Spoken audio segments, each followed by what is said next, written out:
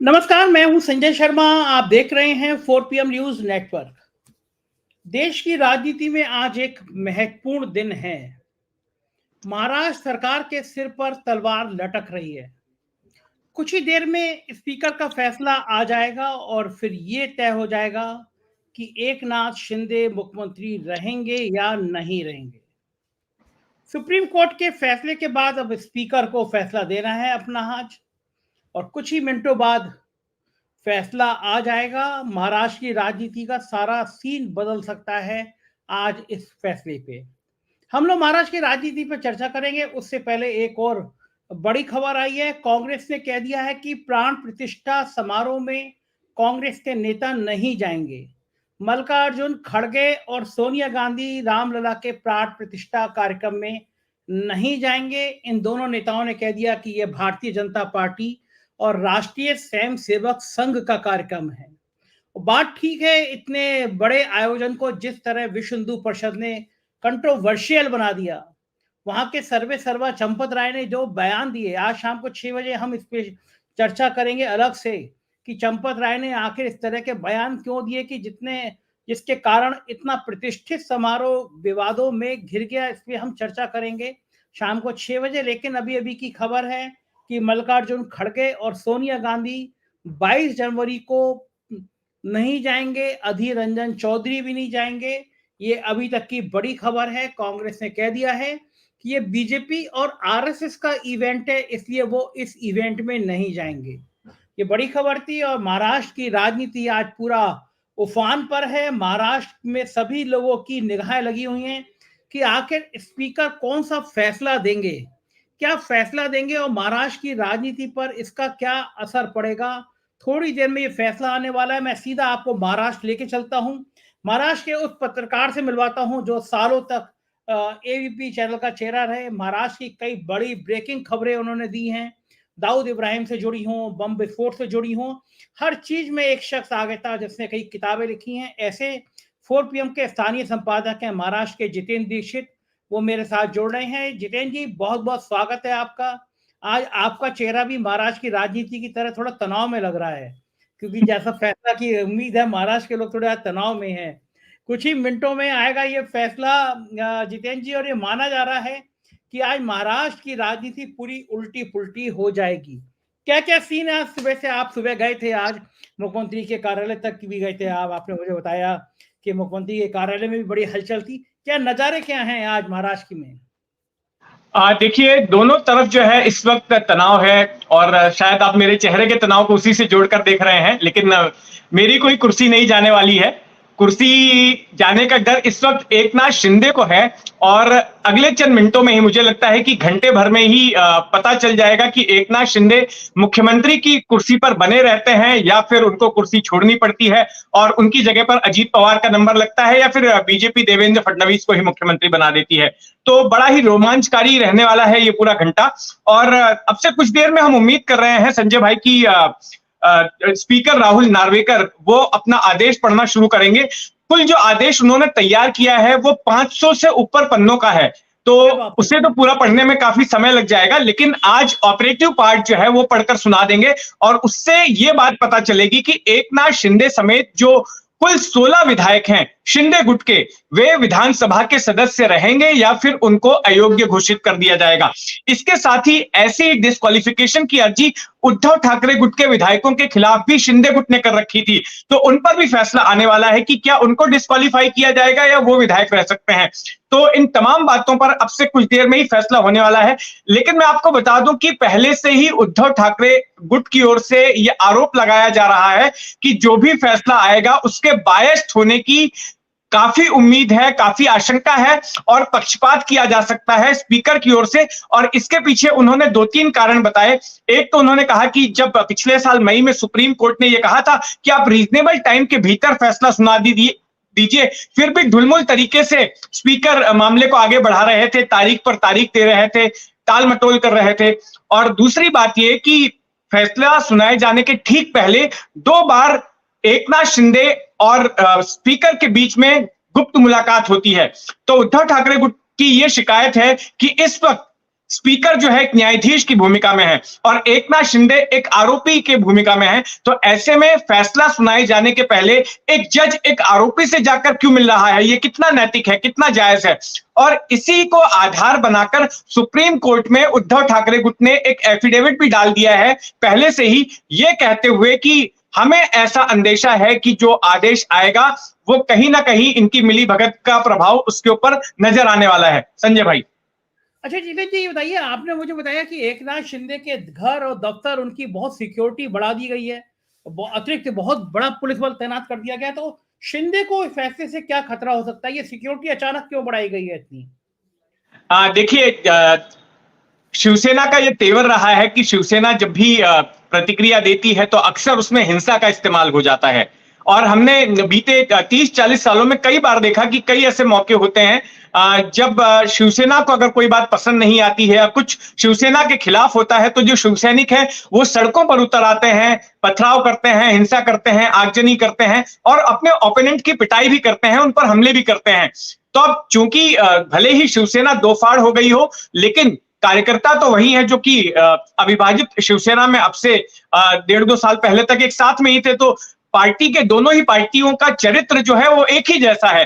तो ऐसे में ये अंदेशा पुलिस की ओर से लगाया जा रहा है कि अगर मान लीजिए ठाकरे गुट के खिलाफ फैसला आता है तो ऐसे में ठाकरे गुट के जो शिवसैनिक है वो कहीं शिंदे गुट के दफ्तर पर हमला ना कर दें, उनके लोगों के ऊपर हमला ना कर दें, हिंसा ना शुरू हो जाए और कानून व्यवस्था की स्थिति ना निर्मित हो जाए। और इसलिए इस तरह की सुरक्षा व्यवस्था जो है एहतियातन की जा रही है इनकी ओर से। संजय भाई। अरे जितेंद्र जी, बताइए कि इस फैसले का भारतीय जनता पार्टी को तो ये पटकथा पता ही होगी। ये तो हम कितना ही कह दें कि स्पीकर निष्पक्ष होता है, न्यायाधीश की भूमिका में होता है, लेकिन ये फैसला जो लिखा है स्पीकर ने, ये बच्चा बच्चा जानता है कि फैसला एक्चुअल में कहाँ लिखा गया होगा। साहेब का और छोटे साहेब का इसमें क्या योगदान होगा, साहेब और छोटे साहेब ने क्या भूमिका अदा की होगी, वो आप महाराष्ट्र की पॉलिटिक्स को बहुत अच्छी तरह से जानते हैं। और मुझे लगता है कि महाराष्ट्र के वो चंद पत्रकार हैं जो इतना ज्यादा जानते हैं। तो आपको क्या लगता है कि क्या क्या गेम प्लान तैयार किया होगा भारतीय जनता पार्टी ने? क्योंकि महाराष्ट्र बड़ा इंपॉर्टेंट है, उत्तर प्रदेश के बाद सबसे ज्यादा लोकसभा सीटें देने वाला राज्य है। तो क्या लग रहा है बीजेपी का क्या गेम प्लान हो सकता है? क्योंकि ऐसा नहीं हो सकता, मैं ये मानने को तैयार नहीं हूँ, कहने को सही है, संवैधानिक पद है, स्पीकर अपने मन से कहेंगे लिखेंगे, लेकिन पीठ पीछे तो हर स्पीकर, हमने हर राज्य के स्पीकर का हाल देखा है कि वो सत्ता की एक तरह से सत्ता का ही रहता है। तो क्या लगता है बीजेपी का क्या गेम प्लान हो सकता है? बिल्कुल, देखिए आपने जो सवाल किया है, मेरे 2-3 पॉइंट्स हैं उसके ऊपर। पहली बात कि संवैधानिक पद पर आसीन व्यक्ति हैं, इनको दलगत राजनीति से ऊपर उठकर निष्पक्ष तरीके से अपना फैसला सुनाया जाना चाहिए। लेकिन हमने महाराष्ट्र में देखा बीते 3-4 सालों में कि संवैधानिक पदों पर बैठे लोग जो है वो अपने पद की गरिमा के अनुरूप जो है काम नहीं कर रहे हैं। एक ताजा एग्जाम्पल था जब भगत सिंह कोश्यारी महाराष्ट्र के राज्यपाल हुआ करते थे, तो उनकी ओर से कई ऐसे फैसले लिए गए, कई ऐसे कदम उठाए गए जिन पर कि सवाल खड़े होते हैं। भले ही वो एक संवैधानिक पद पर थे, लेकिन मुझे लगता है कि उनके भीतर से जो बीजेपी के कार्यकर्ता का जो चरित्र था वो बाहर नहीं, वो निकल नहीं रहा था उस पद पर बैठने के बावजूद, क्योंकि राज्यपाल बनने के कुछ महीने पहले तक वो बीजेपी के सांसद थे, बीजेपी शासित एक राज्य में वो मुख्यमंत्री भी रह चुके थे। और ऐसे में जब महाराष्ट्र में बीजेपी विपक्ष में गई और ये गवर्नर थे तो इनके कई ऐसे फैसले हुए जिनको देखकर ये लग रहा था कि बीजेपी को फायदा पहुंचाने के लिए कर रहे थे। और जो स्पीकर राहुल नार्वेकर हैं, उनका भी अगर बर्ताव आप देखेंगे, जब से वो स्पीकर बने हैं तब से इसी तरह का उनका रवैया रहा है। क्योंकि जब सुप्रीम कोर्ट को इंटरवीन करना पड़ा, सुप्रीम कोर्ट को इनको फटकार लगानी पड़ी, तब जाके इन्होंने इस मामले की सुनवाई में तेजी लाई और अब जाकर जो है 10 जनवरी की तारीख को ये अपना फैसला सुना रहे हैं। अगर इनकी अपनी चलती, अगर सुप्रीम कोर्ट बीच में नहीं आता, तब तो ये फरवरी मार्च तक ये मामले को आगे ले जाते। लेकिन जब सुप्रीम कोर्ट ने अपना डंडा चलाया तो उसके बाद में स्पीकर महोदय, जो कि बीजेपी से आते हैं, बीजेपी के विधायक हैं, उन्होंने मामले में रफ्तार लाई और अब फैसला सुना रहे हैं। अब आते हैं बीजेपी के गेम प्लान के ऊपर कि अब बीजेपी आगे क्या कर सकती है। पहली बात, देवेंद्र फडणवीस ने अब से कुछ हफ्ते पहले यह बयान दिया था कि देखिए, जो एकनाथ शिंदे वाली शिवसेना है उसको चुनाव आयोग ने असली शिवसेना माना है, असली नाम भी दे दिया है, आधिकारिक नाम भी दे दिया और साथ में चुनाव चिन्ह भी दे दिया है, नंबर 1। तो उनका यह कहना है कि इस आधार पर मुझे लगता है कि स्पीकर भी ऐसा ही फैसला लेंगे और एकनाथ शिंदे की कुर्सी जो है वो सुरक्षित रहेगी, उनकी विधानसभा की सदस्यता सुरक्षित रहेगी। लेकिन उन्होंने फिर आगे की बात कही कि अगर मान लीजिए कि उनको विधानसभा से अयोग्य घोषित कर भी दिया जाता है, तो फिर बीजेपी के पास प्लान बी है। प्लान बी क्या है? प्लान बी यह है कि उनको फिर विधान परिषद का सदस्य बना दिया जा सकता है। महाराष्ट्र में बाइकैमरल लेजिस्लेचर है, यहां की विधायिका में 2 सदन है, निचला सदन है विधानसभा, ऊपरी सदन है विधान परिषद का। तो अगर वो विधानसभा से निकाल दिए जाते हैं तो उनको बीजेपी विधान परिषद का सदस्य बना सकती है और वे मुख्यमंत्री के पद पर बरकरार रह सकते हैं। उद्धव ठाकरे भी जब मुख्यमंत्री थे तो विधान परिषद के सदस्य थे, विधानसभा के सदस्य नहीं थे। तो बाइकैमरल लेजिस्लेचर होने का फायदा एकनाथ शिंदे को मिल सकता है। तो ये प्लान बी है। प्लान सी क्या हो सकता है?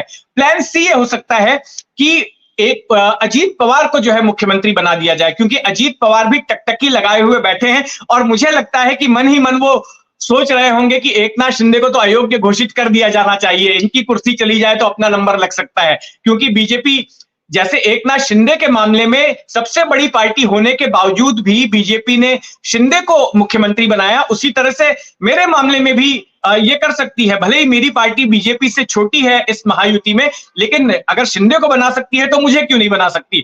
तो एकनाथ शिंदे की जगह पर अजीत पवार को भी बनाया जा सकता है और उनके लोग तो बीते चंद महीनों से ऐसा प्रचारित भी कर रहे हैं कि एक बार स्पीकर का फैसला आएगा तो शिंदे आउट, पवार इन। तो ये भी हो सकता है। अच्छा, प्लान डी भी है। प्लान डी क्या है? प्लान डी यह है कि फिर बीजेपी अपने ही किसी आदमी को मुख्यमंत्री बना दे। हो सकता है देवेंद्र फडणवीस को मुख्यमंत्री बना दिया जाए, ये भी एक संभावना है। लेकिन इसके अलावा क्या है? प्लान डी के बाद प्लान ई क्या हो सकता है? प्लान ई ये हो सकता है कि महाराष्ट्र में विधानसभा को भंग कर दिया जाए और उसके बाद मध्यावधि चुनाव घोषित कर दिए जाएं और लोकसभा के साथ ही महाराष्ट्र के विधानसभा चुनाव भी करा दिए जाए। तो मैंने आपको plan A, B, C, D और ई ये बता दिया कि ये संभावनाएं हो सकती हैं। संजय भाई, मुझे तो लगता है जितेंद्र जी, ये जो ई वाला जो आपने सबसे आखिर में बताया, ये प्लान भी भारतीय जनता पार्टी को बहुत सूट करेगा, क्योंकि भारतीय जनता पार्टी के इन बार बार हमने वोट एक मुख्यमंत्री को चुन के दिया और कई मुख्यमंत्री हमें तोहफे में बदल बदल के मिल जा रहे हैं, हाँ के लोग कहते हैं। तो ये प्लान ई है कि विधानसभा भंग कर दी जाए और लोकसभा के साथ साथ चुनाव करा दिया जाए। इसलिए फायदेमंद है कि मोदी जी को लगता है कि उनके नाम पर वोट मिल जाते हैं, और अगर इसके अलावा मोदी जी महाराष्ट्र में वोट लेने जाएंगे तो शायद महाराष्ट्र मिजोरम के बाद दूसरा राज्य हो जाएगा जहां पे मोदी के चेहरे पे वोट नहीं मिलेंगे, क्योंकि महाराष्ट्र के लोग नाराज हैं कि सारी बड़े उद्योग उठा के गुजरात भेज दिए गए। महाराष्ट्र का बहुत बड़ा रेवेन्यू को नुकसान किया। गुजरात को चमकाने के चक्कर में महाराष्ट्र का बहुत नुकसान हुआ है। और जब गठन हुआ था महाराष्ट्र का, तब भी आपको याद होगा उस समय में कितनी हिंसा हुई थी, कितने लोगों की मौत हुई थी। तब से महाराष्ट्र और गुजरात में एक सहज संबंध नहीं बताए जाते हैं, और हम महाराष्ट्र के सारा माल पानी उठा के गुजरात भेज दे रहे हैं, तो महाराष्ट्र के लोगों में नाराजगी है। तो अगर विधानसभा चुनाव होते हैं तो मुझे लगता है कि तब ज्यादा नुकसान होगा। साथ साथ हो जाएंगे तो शायद लहर में हो जाएगा। बीजेपी ये भी सोच सकती है ना। बिल्कुल। देखिए, इनफैक्ट मैंने कुछ हफ्तों पहले एक वीडियो भी 4 PM के लिए बनाया था और उसमें मैंने इस बात को बड़े ही विस्तार से समझाया था। बीजेपी में इस वक्त 2 धड़े हैं। महाराष्ट्र बीजेपी में 2 धड़े इस वक्त हैं। एक धड़े का मानना है कि लोकसभा चुनाव के साथ ही विधानसभा के भी चुनाव करा दिए जाने चाहिए, और इसके पीछे उनका तर्क यह है कि अभी राम मंदिर को लेकर जो मोमेंटम बन रहा है उसका फायदा फिर मिल सकता है और फिर से एक बार महाराष्ट्र में बीजेपी आ सकती है, क्योंकि जो हालिया सर्वे आए हैं उसमें बीजेपी की स्थिति इतनी अच्छी नहीं दिख रही है। तो ऐसे में अगर ये जो राम मंदिर को लेकर मोमेंटम पूरा बन रहा है, अभी 22 जनवरी को जब इवेंट होगा और उसके बाद कई हफ्तों तक ये जो चलने वाला है, तो एक साथ जो है उसी में बहती गंगा में महाराष्ट्र में भी हाथ धोया जा सकता है, ऐसा बीजेपी के एक धड़े का मानना है।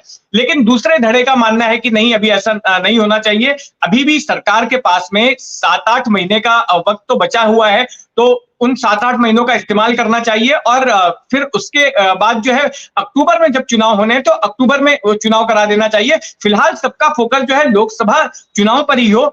पहला फोकस ये होना चाहिए कि मोदी जी को वापस से प्रधानमंत्री बनाना है, तो बाकी चीजों में डिविएट ना होके, डिस्ट्रैक्ट ना होके टोटल फोकस जो है लोकसभा में हो। तो एक धड़े की ये भी सोच है।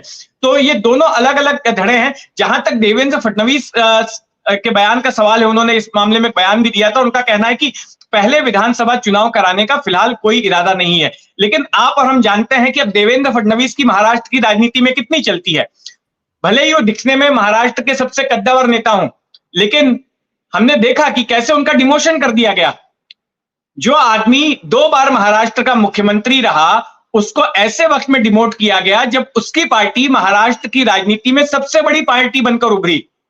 और जब एकनाथ शिंदे ने बगावत की शिवसेना में, और जब बहुमत हासिल हो गया और मुख्यमंत्री जब फिर से एक बार बन सकते थे देवेंद्र फडणवीस, इसके बावजूद भी उनको मुख्यमंत्री नहीं बनाया गया, उनको उप मुख्यमंत्री बनाया गया। दूसरी बात, उनको पता भी नहीं था शपथ विधि के 2 घंटे पहले तक कि उनको उप मुख्यमंत्री बनाया जाने वाला है। ये अमित शाह और मोदी ने फैसला ले लिया था। तो देवेंद्र फडणवीस यहां पर क्या बोलते हैं, क्या करते हैं, क्या सोचते हैं, अब महाराष्ट्र की राजनीति में उनका इतना, उनके कहने का, बोलने का इतने मायने नहीं लगते हैं, क्योंकि सारा कुछ तो ऊपर के 2 बंधु ही डिसाइड कर रहे हैं, अमित शाह और मोदी। तो वो जो फैसला लेंगे देवेंद्र फडणवीस को मानना पड़ेगा। बिल्कुल ठीक कह रहे हैं आप, वो जो फैसला लेंगे वो मानना पड़ेगा, बात तो सही है। बीच में एकनाथ शिंदे का एक बयान है, वो सुनवाते हैं दर्शकों को।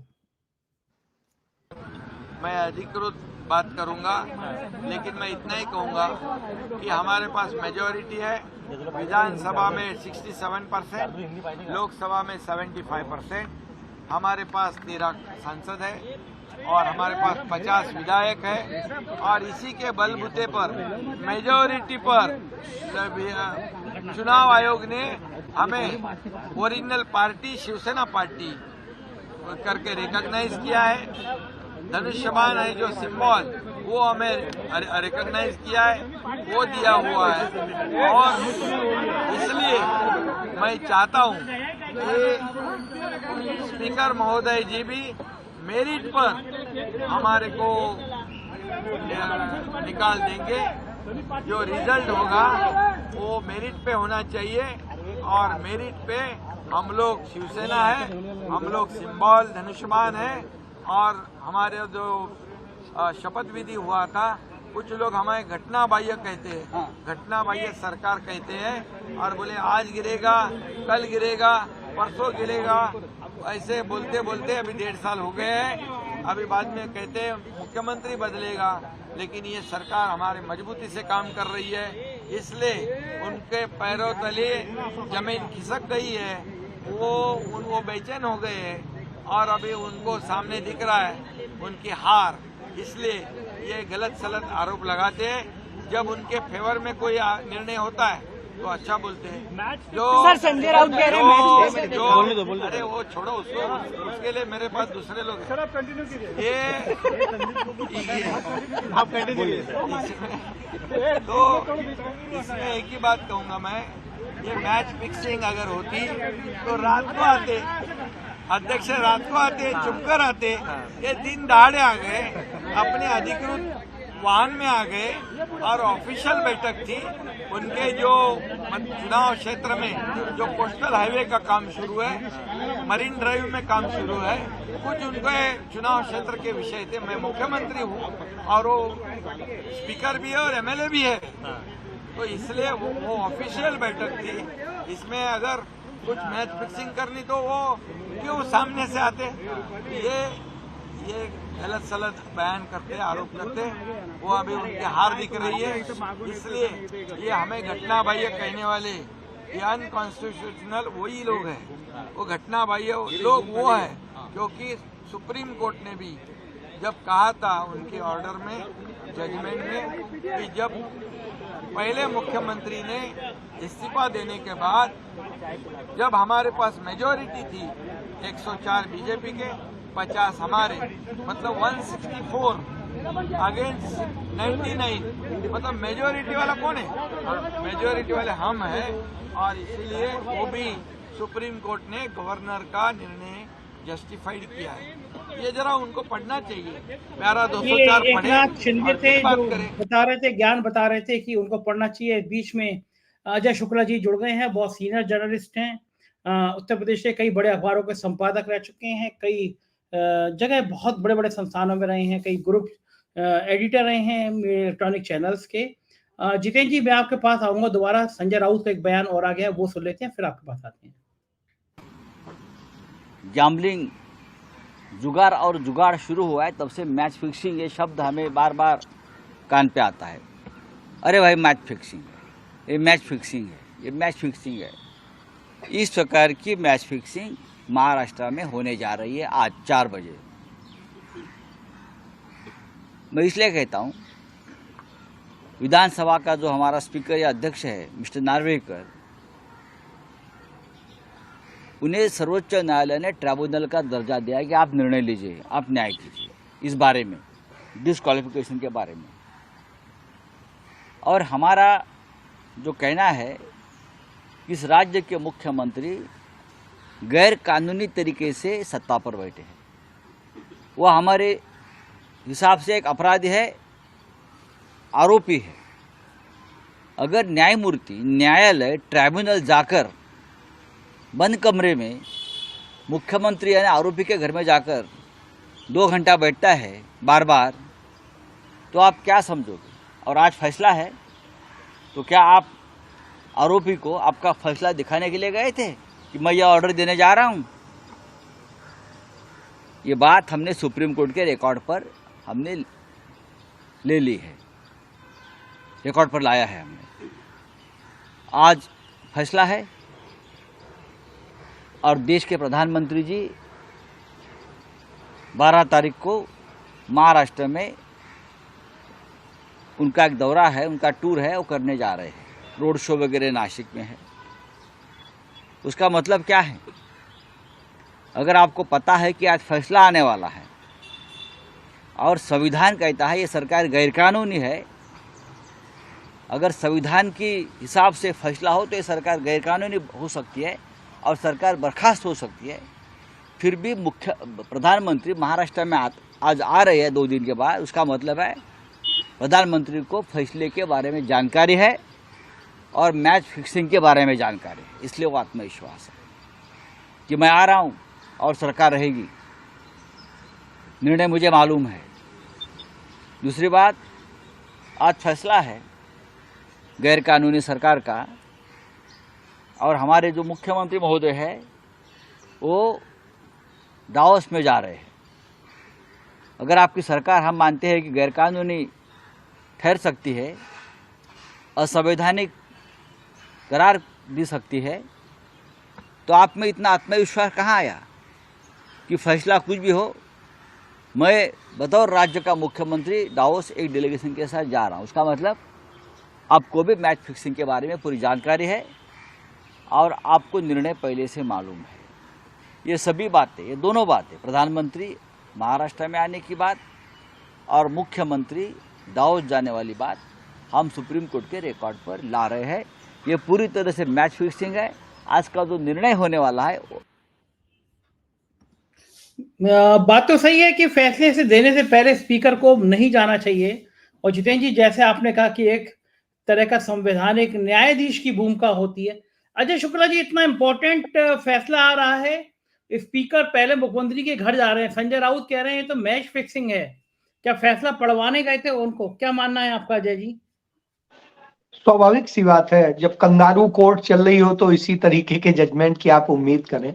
इससे ज्यादा और बहुत बड़ी उम्मीद मुझे लगता है बेमानी होगी, क्योंकि यदि न्याय करना होता तो इतना समय से, जब से चर्चा चल रही है, सारी चीजें आई, पिटीशन आई, उसके बाद से बड़ा पर्याप्त टाइम था, सुनवाई का भी टाइम था। ये इतनी बार फटकार लगने के बाद में ये जजमेंट करने की स्थिति में आए, और जब आए हैं तो स्वाभाविक सी बात है, मेरा कातिल ही मेरा मुंसिफ है, क्या मेरे हक में फैसला करेगा? तो वो तो होना ही नहीं था।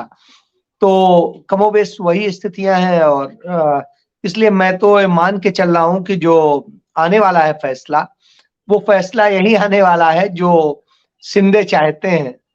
और शिंदे तो ये नहीं चाहेंगे कि उनकी पार्टी के उनके एमएलए जो हैं या वो कोई भी अवैध घोषित हो या जिस भी तरीके से उनका विघटन घोषित हो, तो इसलिए है। और चुनाव आयोग भी कमोबेश उन्हीं के साथ खड़ा है। चुनाव आयोग की हम भूमिका लगातार देख रहे हैं, जिस तरीके से वो एक्ट कर रहा है, वो एक संवैधानिक संस्था की बजाय एक भारत सरकार का विभाग अधिक बन गया है।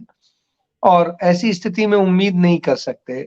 और कमोवेश यही स्थिति सुप्रीम कोर्ट की हो गई है। तो सुप्रीम कोर्ट से भी जिस शक्ति के साथ में जिस तरह से उसको डिसाइड करना चाहिए था वैसे नहीं किया गया। बार बार उसने टाइम भी दिया और बार बार उनकी बात को सुना गया। तो इससे है कि यदि पीड़ित पक्ष को आप सुनते नहीं है तो वो भी एक स्थिति आती है। तो जो स्थितियां हैं इन सबको लेकर के बड़ा साफ है कि यह एक डर का माहौल है और उस डर के माहौल में फैसला वही आएगा जो चाहते हैं साहब। जी सुनिए। बिल्कुल ठीक बात है। जितेंद्र जी, बहुत तीखा हमला किया है संजय राउत ने। कहा है कि बात सही है कि प्रधानमंत्री जी आ रहे हैं और प्रधानमंत्री जी ऐसे जाते नहीं है। अगर जरा सा भी उनको लगता कि सरकार जा रही है तो नेचुरली फजीयत होती है उनकी और उस स्थिति में वो आते नहीं।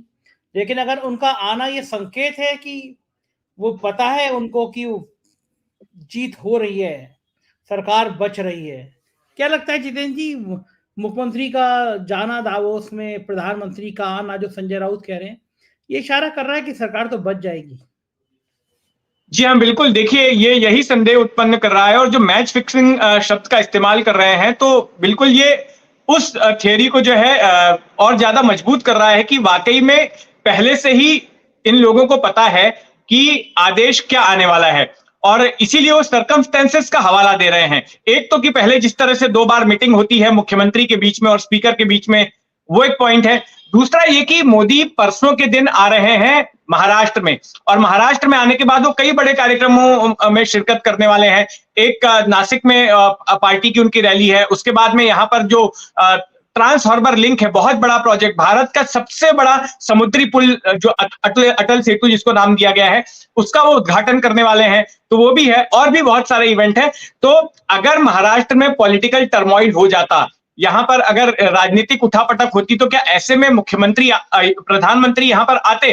तो ये एक बड़ा सवाल है। और चूंकि वो आ रहे हैं, उनका कार्यक्रम तय है, तो जाहिर तौर पर उनको इस बात की जानकारी भी दे दी गई होगी कि आखिर फैसला क्या आने वाला है, क्योंकि अल्टीमेटली जो स्पीकर महोदय हैं वो उन्हीं की अपनी पार्टी के हैं।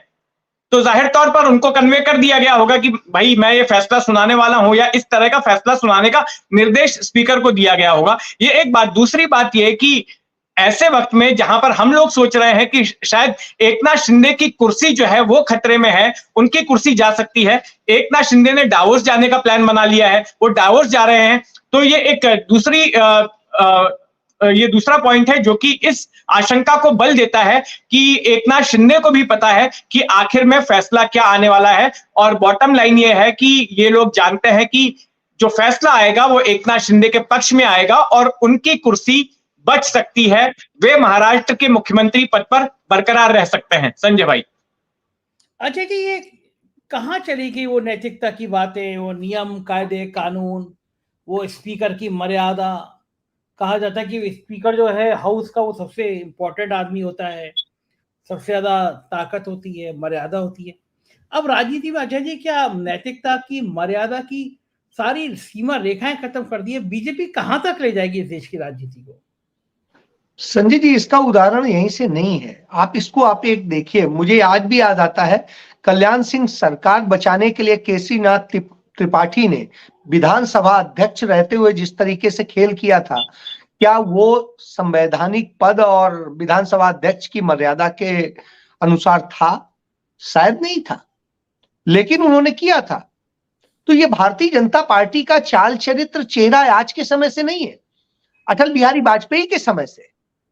अटल जी के समय में भी सरकार बनाने, सरकार में बैकडोर एंट्री, सरकार में बने रहने के लिए किस किस तरीके के खेल हुए हैं। 1977 देख लीजिए, जनसंघ का अपना विलय कर देते हैं जनता पार्टी में, और उसके बाद आइए फिर जैसे उनके स्वार्थ सिद्ध नहीं होते और जब चौधरी चरण सिंह देश के प्रधानमंत्री बन जाते हैं तो बर्दाश्त नहीं होता है और अंततः अलग भारतीय जनता पार्टी एक बन जाती है। उसके बाद आप देखिए फिर आकर के जनता दल जब बनता है तो जनता दल में किस तरीके से 85 सांसदों के साथ में अटल बिहारी वाजपेयी समर्थन दे देते हैं और कश्मीरी पंडितों के ऊपर इतने बड़े अत्याचार उस शासन में होते हैं और भारतीय जनता पार्टी, अटल बिहारी वाजपेयी कोई एक शब्द नहीं बोलते हैं। जब राजीव गांधी जा करके पीएमओ के सामने धरने पर बैठ जाते हैं तब कहीं, और तमाम सारे प्रदर्शन होते हैं कांग्रेस के तब कहीं सेना भेजी जाती, वह स्थिति होती, कश्मीरी पंडित वहां से बाहर हो जाते हैं। उसके बाद आप आ जाइए, सरकार बनाने के लिए 13 दिन के प्रधानमंत्री बने थे अटल बिहारी वाजपेयी। जब पता था आपके पास नहीं है, आपके पास में जिस तरह की स्थिति है, क्यों आप बने थे कि साहब पूर्व प्रधानमंत्री का तमगा लग जाए और हमारे लिए एक अच्छा आधार बन जाए। चलिए, उसके बाद आप बने, और बनने के बाद में क्या क्या नहीं हुआ। तब अंबानीज को किस तरीके से पोसा गया और किस तरीके से बढ़ाया गया। आज यदि नरेंद्र मोदी पर अदानी को लेकर आरोप लगते हैं, तो तब अंबानीज को किसने बढ़ाया था? इसी भारतीय जनता पार्टी ने।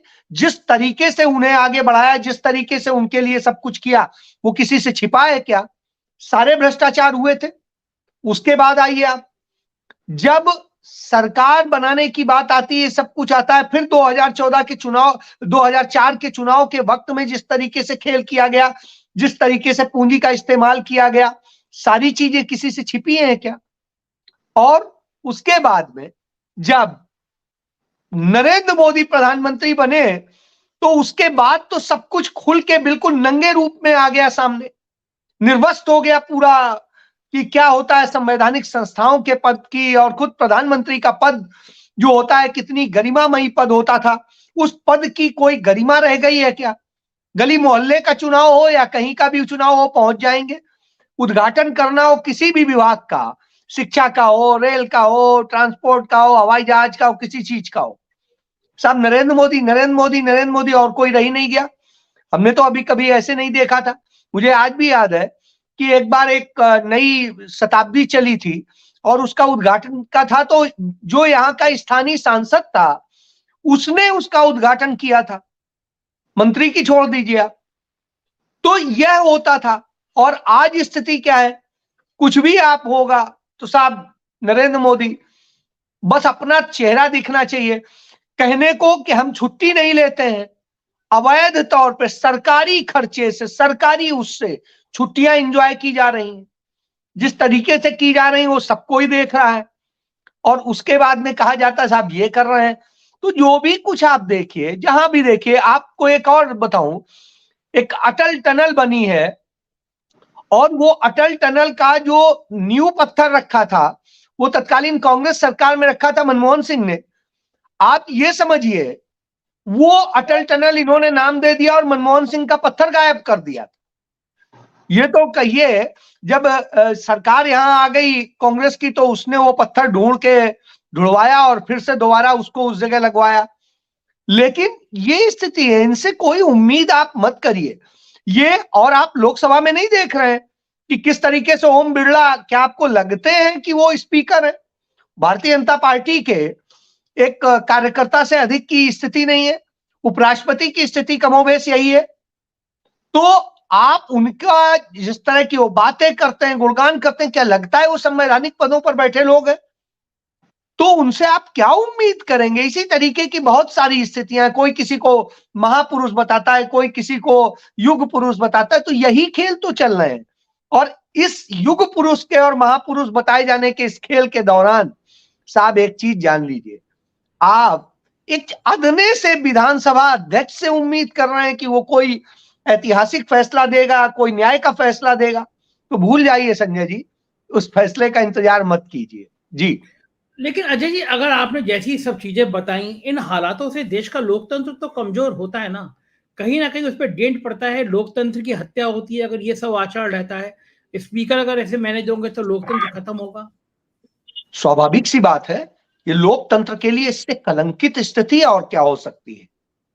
आप एक चीज समझिए, हम इस बात की उम्मीद करते हैं कि लोकतंत्र को जीवित रखने के लिए समग्र प्रयास होंगे। आप बताइए, मुझे कहीं दिख रहे हैं प्रयास? आप हालात देखिए, विपरीत से विपरीत परिस्थितियों में जब कहते हैं श्रीमती इंदिरा गांधी ने आपातकाल लगाया था, तब भी विपक्षी दल के नेताओं को तमाम अपनी रैलियां करने, अपने कार्यक्रम करने की छूट होती थी। आज आप देखिए, राहुल गांधी की शांतिपूर्ण मणिपुर से रैली वो शुरू होनी है, भारत न्याय यात्रा, उसकी अनुमति रद्द कर दी जाती है।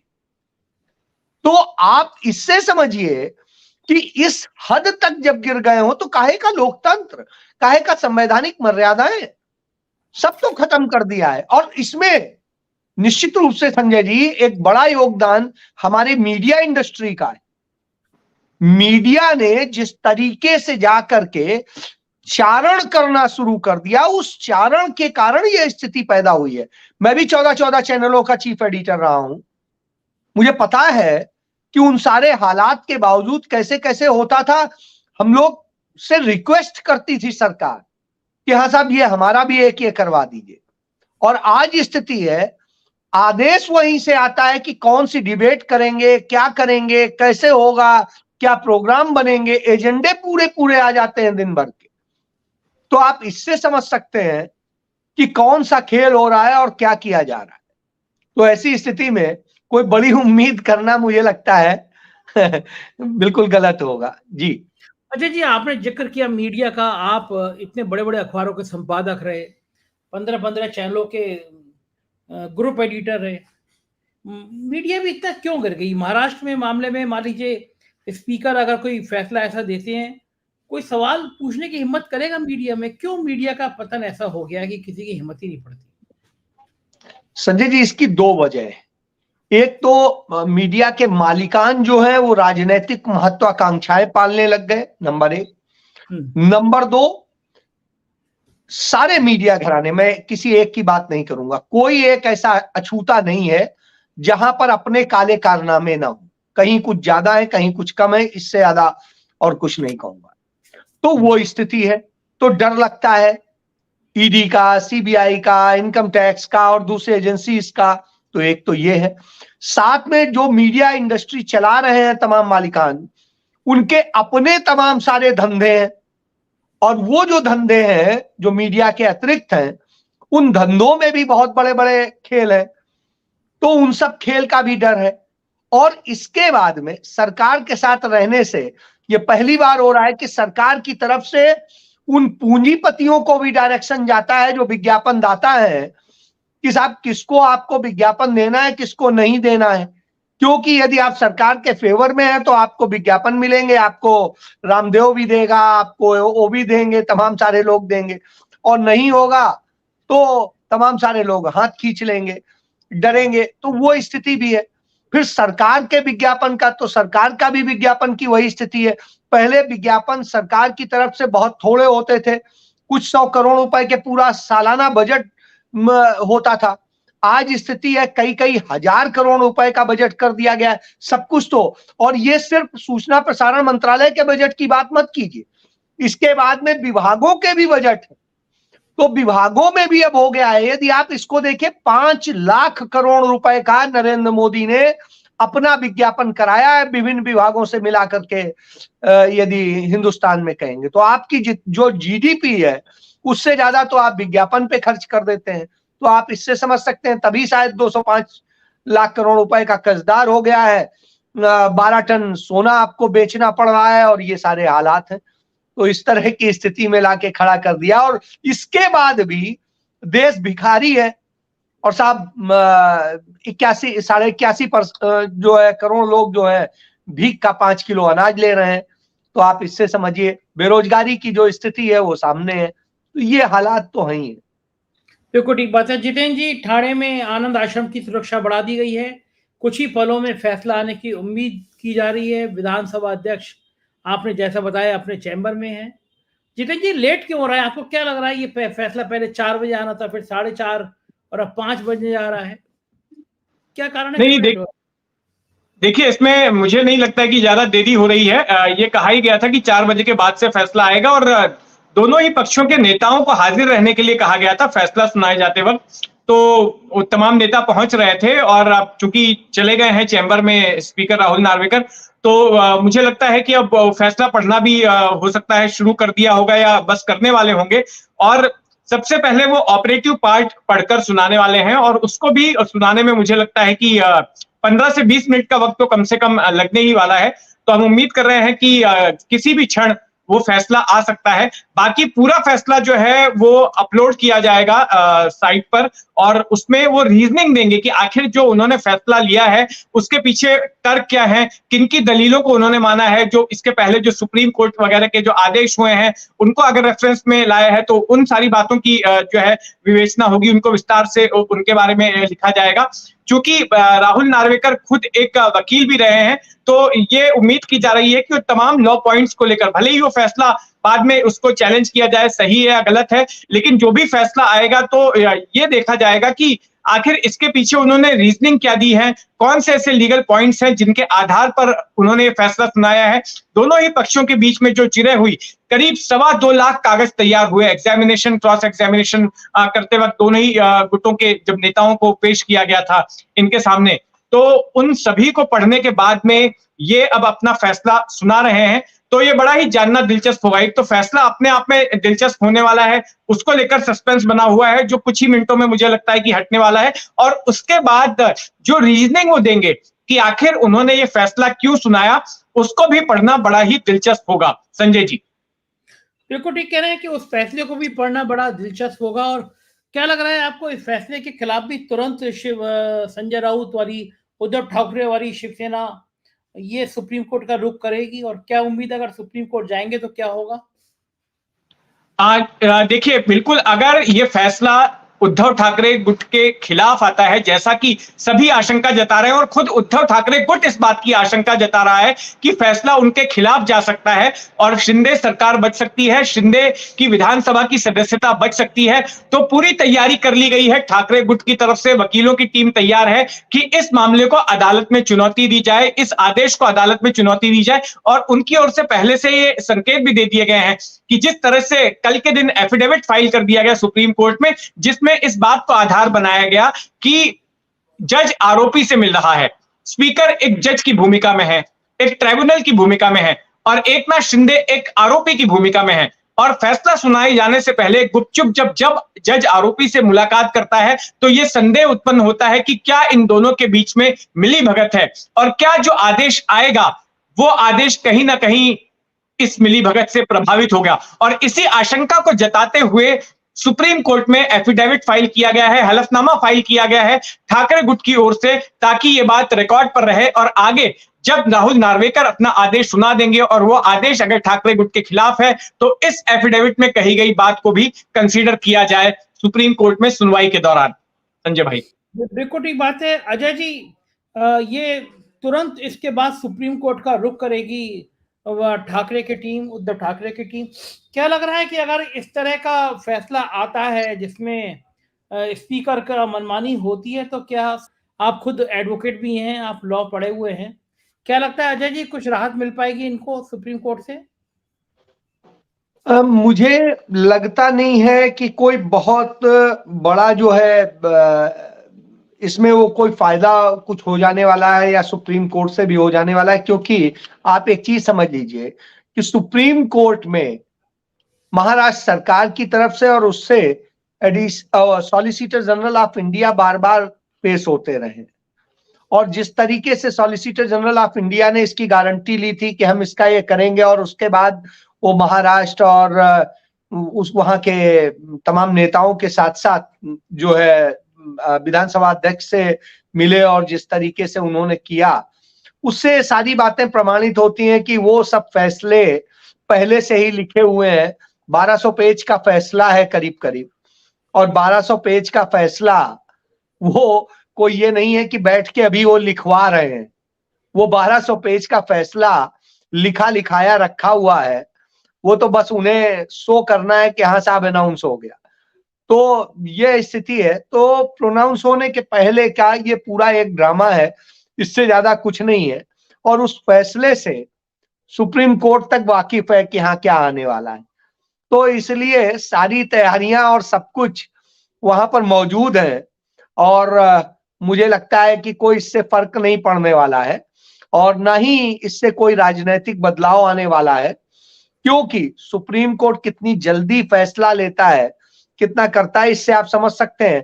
आप याद करिए जब यह सारी घटनाएं हुई थी, तत्काल गई थी शिवसेना, और उस समय इन्होंने जब इंसाफ सुनाया तो ये कहा कि नहीं, आप चूंकि इस्तीफा दे चुके थे इसलिए हम आपको वो नहीं कर सकते हैं। तो साहब उसके बाद भी तो आप कर सकते थे कि किन परिस्थितियों में इस्तीफा दिया था। आप यदि एज इट इज स्थिति बहाल करते तो इस्तीफा अपने आप खत्म हो जाता। तो वो स्थितियां हैं, फैसला तो बेसिकली जो है वही रहेगा, तो इसलिए उसमें कहीं कोई बहुत बड़ा बदलाव नहीं आने जा रहा है। जी संजय जी। अगर ये बदलाव नहीं आने जा रहा है तो फिर सुप्रीम कोर्ट तक की दौड़ बेकार हो जाएगी, तब तक 6-7 महीने नहीं में चुनाव आ जाएगा। जय जी। संजय जी, ये तो मैं यही तो आपसे कह रहा हूं, ये तो सिर्फ वक्त को खींचना है और इसीलिए ये किया जा रहा है। आखिरी वक्त में यदि आप, जब टाइम खत्म हो जाए, आप कह दीजिए हाँ ये गलत था। आप देखिए तमाम सारी जो पिटीशंस होती हैं, चुनाव पिटीशंस, उनके फैसले आखिरी वक्त में आते हैं और उसका कोई नतीजा निकलता है क्या? जिस व्यक्ति ने अपना वो पद ग्रहण कर लिया, उसके तमाम लाभ ले लिए, तमाम तरह की चीजें हो गई, तो क्या वो वापस आता है क्या? तो यही तो खेल है और यही होता आ रहा है और यही अपने आप में दुर्भाग्य है इस देश का कि इस तरह की स्थितियां हैं। यदि टाइम बाउंड हो, चीजें करी जाए तो इससे एक बेहतर स्थिति आए, विश्वास भी जागे। ये कहा जाता है कि न्याय होना ही नहीं चाहिए, न्याय होता हुआ दिखना भी चाहिए, लेकिन दिख नहीं रहा है। जी संजय जी। जितेंद्र जी, ये बात बिल्कुल ठीक है, न्याय होता हुआ दिखना भी चाहिए और बात बिल्कुल सही है कि चुनाव की फैसला चुनाव के बारे में, अयोग्यता के बारे में तब करने का फायदा क्या है जब समय खत्म हो जाए सारा। 6-7 महीने तो टाइम ही बचा है। जी बिल्कुल, मैं अजय जी की बात से बिल्कुल सहमत हूं। उन्होंने अभी कहा कि ये वक्त खींचने की सारी कुछ वक्त खींचने का प्रयास चल रहा है और ये बात बिल्कुल सही है। ये शुरुआत से ही दिख रहा है। देखिए, ये बगावत हुई शिवसेना में जून 2022 में, उसके तुरंत बाद स्पीकर के पास में डिस्क्वालिफिकेशन पिटीशन डाली गई ठाकरे गुट की तरफ से, लेकिन उस पर कोई सुनवाई ही नहीं हो रही थी। स्पीकर चूंकि बीजेपी के विधायक भी हैं, तो ढुलमुल तरीके से बात आगे बढ़ रही थी, सुनवाई नहीं की जा रही थी।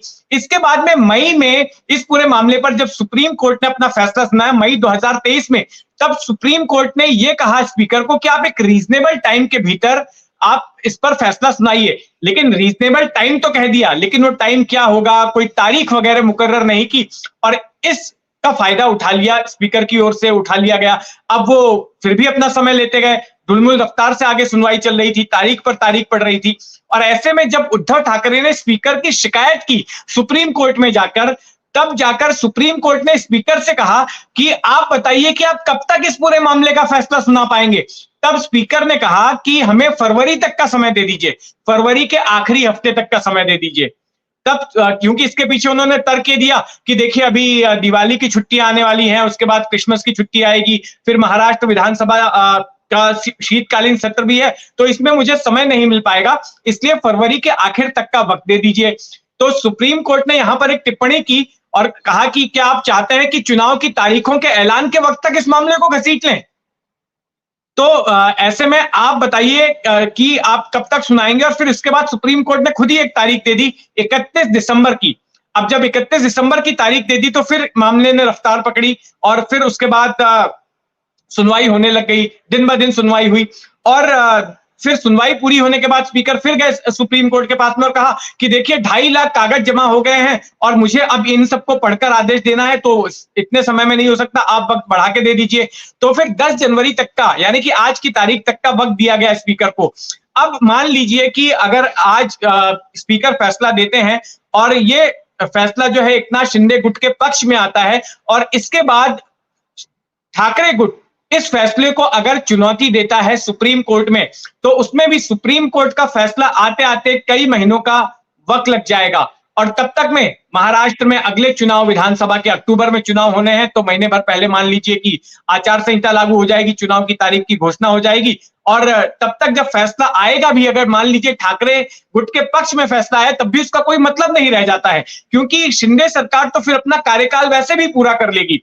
तो आगे पूरा यही कुछ है और इसी वजह से बीजेपी जो है टाइम बाइंग की कोशिश कर रही है। या ये मैं कहूंगा कि स्पीकर राहुल नार्वेकर, जो कि बीजेपी विधायक भी हैं, जिनके ऊपर आरोप लग रहा है ठाकरे गुट की ओर से, वो इस तरह से टाइम बाई कर रहे हैं ताकि शिंदे सरकार जो है अपना कार्यकाल पूरा कर ले और मामला घसीटता जाए, खिंचता जाए।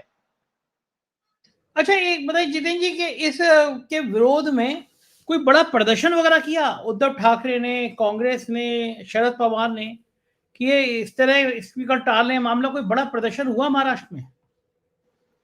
नहीं, कोई बड़ा प्रदर्शन तो जो जब ये बगावत हुई थी उसके बाद में छिटपुट प्रदर्शन हुए थे, कुछ एक जगहों पर टकराव भी हुए थे दोनों गुट के शिवसैनिकों की ओर से, कुछ एक जगह पर रैली मोर्चे वगैरह भी निकले थे, लेकिन ज्यादातर जो है बयानबाजी होती रही। दोनों गुटों ने एक दूसरे के खिलाफ जो है शाब्दिक बाण जरूर छोड़े, एक दूसरे के खिलाफ जो है आरोप प्रत्यारोप ये तमाम होते रहे। लेकिन आज मुंबई पुलिस को ऐसा लग रहा है कि अगर एकनाथ शिंदे गुट के पक्ष में फैसला जाता है स्पीकर का, तो फिर ऐसी स्थिति में ठाकरे गुट के जो शिवसैनिक हैं वो कुछ ना कुछ हंगामा कर सकते हैं, प्रदर्शन कर सकते हैं, हिंसा की भी आशंका है। और इसीलिए जो शिंदे गुट से जुड़े हुए केंद्र हैं, शिंदे का निवास, उनका दफ्तर और बाकी के जो उनसे जुड़े हुए केंद्र हैं, उनकी पार्टियों से जुड़े हुए, उन सभी ठिकानों की पुलिस सुरक्षा जो है काफी बढ़ा दी गई है। संजय जी, ये बढ़िया है। और दूसरा एक बात और भी है कि बीएमसी का चुनाव की चर्चा ही कोई नहीं करता जितेंद्र जी, वो चुनाव कहाँ चला गया? एशिया का शायद सबसे ज्यादा मालदार आपके यहाँ का महानगर पालिका है, बल्कि कई राज्यों के बजट एक दिन आप ही बता रहे थे मेरे को। क्या स्थिति है, बीएमसी के चुनाव कहाँ गायब हो गए? देखिए, बीएमसी का बजट जो है 30,000 करोड़ रुपए से भी ज्यादा का बड़ा बजट है। कई छोटे राज्यों के बजट से बड़ा होता है बीएमसी का बजट। और महाराष्ट्र की, या मैं कहूंगा कि देश की सबसे बड़ी महानगर पालिकाओं में से एक है मुंबई महानगर पालिका। अब इसमें मुंबई महानगर पालिका के चुनाव हुए थे साल 2017 में, और फिर 5 साल बाद साल 2022 में चुनाव होने थे।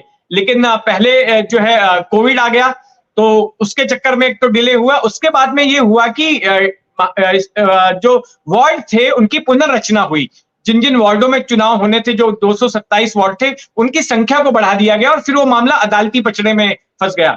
तो अब ऐसे में उसको कारण बताते हुए सरकार की, चूंकि मामला अदालत में है, इसलिए मुंबई महानगर पालिका का चुनाव नहीं करा रही है। और ना केवल मुंबई महानगर पालिका, बल्कि पूरे महाराष्ट्र भर में 10 बड़ी महानगर पालिकाएं हैं। जैसे मुंबई की महानगर पालिका के अलावा नवी मुंबई की महानगर पालिका है, ठाणे की महानगर पालिका है, और दूसरे बड़े शहरों की महानगर पालिकाएं हैं।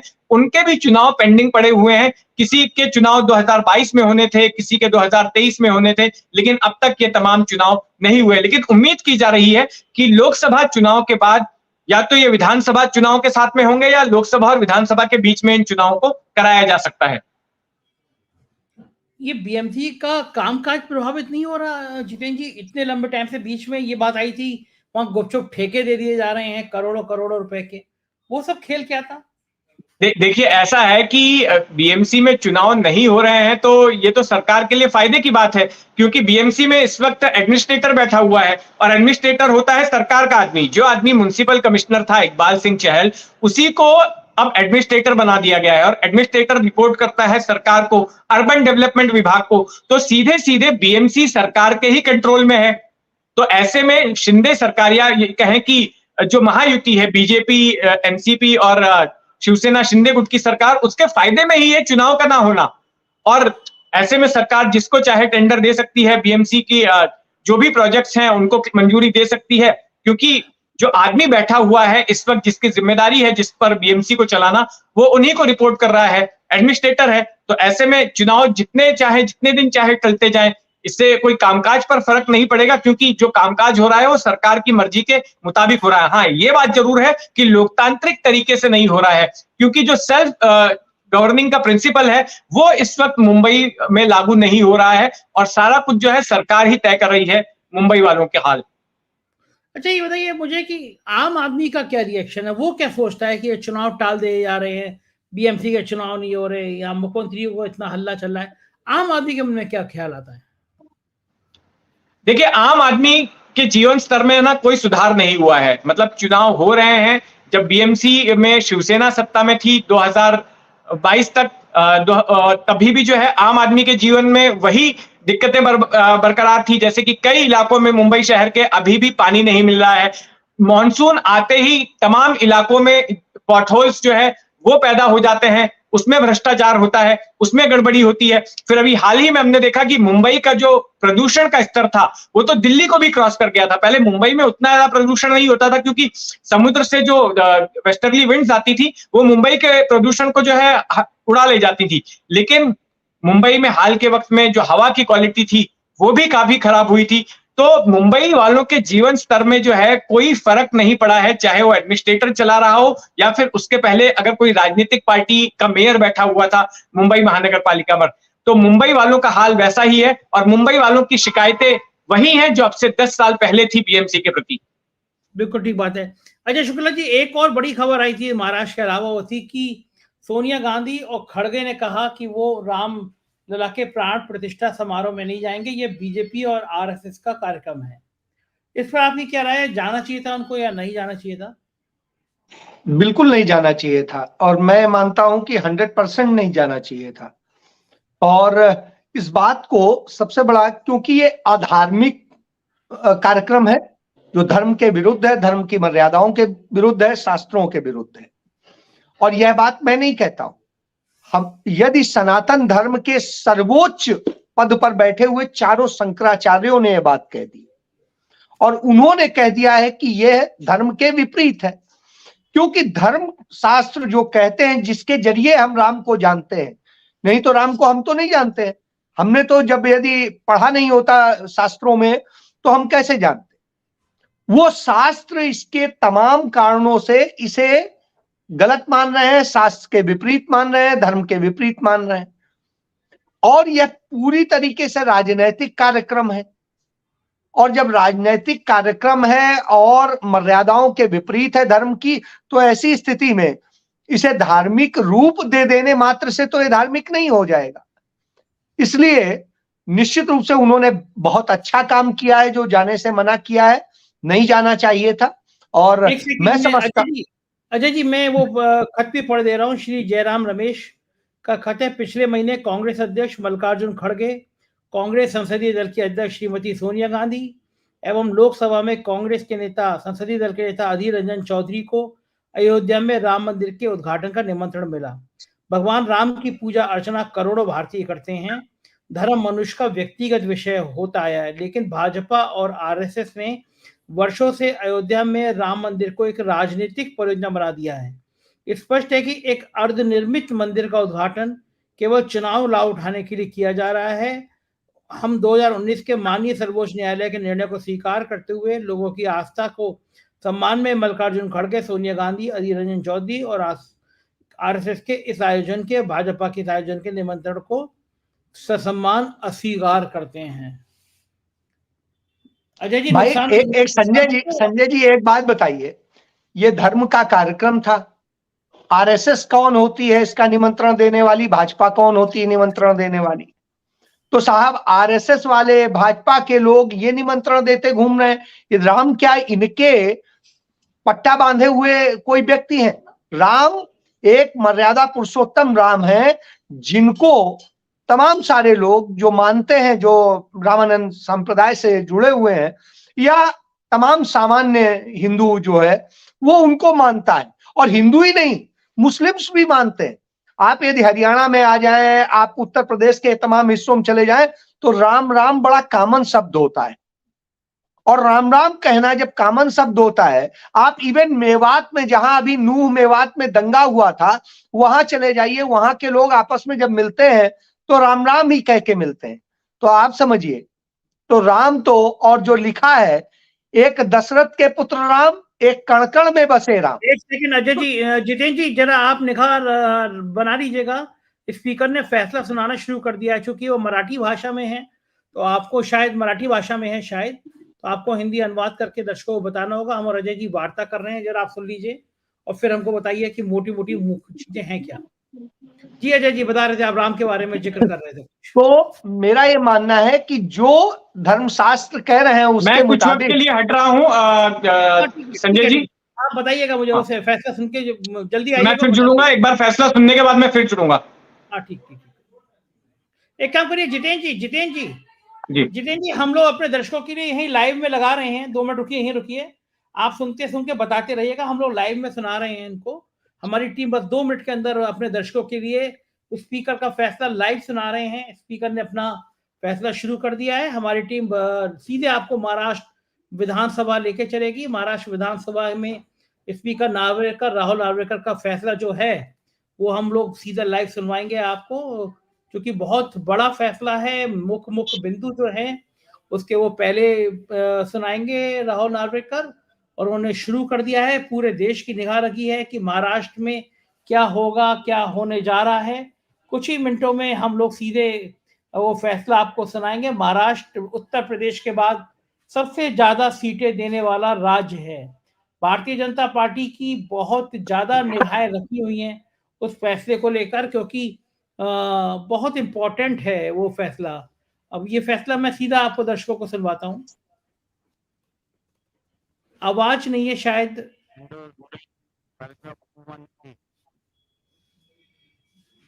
आवाज की क्वालिटी थोड़ी सी ठीक करिए अगर हो सकती हो तो। ये फैसला पढ़ रहे हैं वो, विधायकों की अयोग्यता पर फैसला पढ़ रहे हैं राहुल नार्वेकर, और मैं भी उसकी quality Under 1A, group number 4 consists of petition number 19, again filed by legislator belonging to the UBT faction. Under 21B, challenging the defiance of whip with regards to the speaker's election.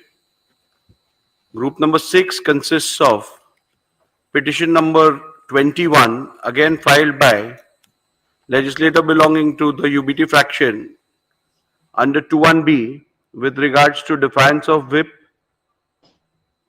for the confidence motion. Group number 5 consists of petition number 22 to 24, which has been filed by legislator belonging to the Shinde faction under 21A and 21B. Group 2 consists of petition number 17, which has been filed against certain independents and members belonging to other parties under 2 subclause 2. So we shall, before I proceed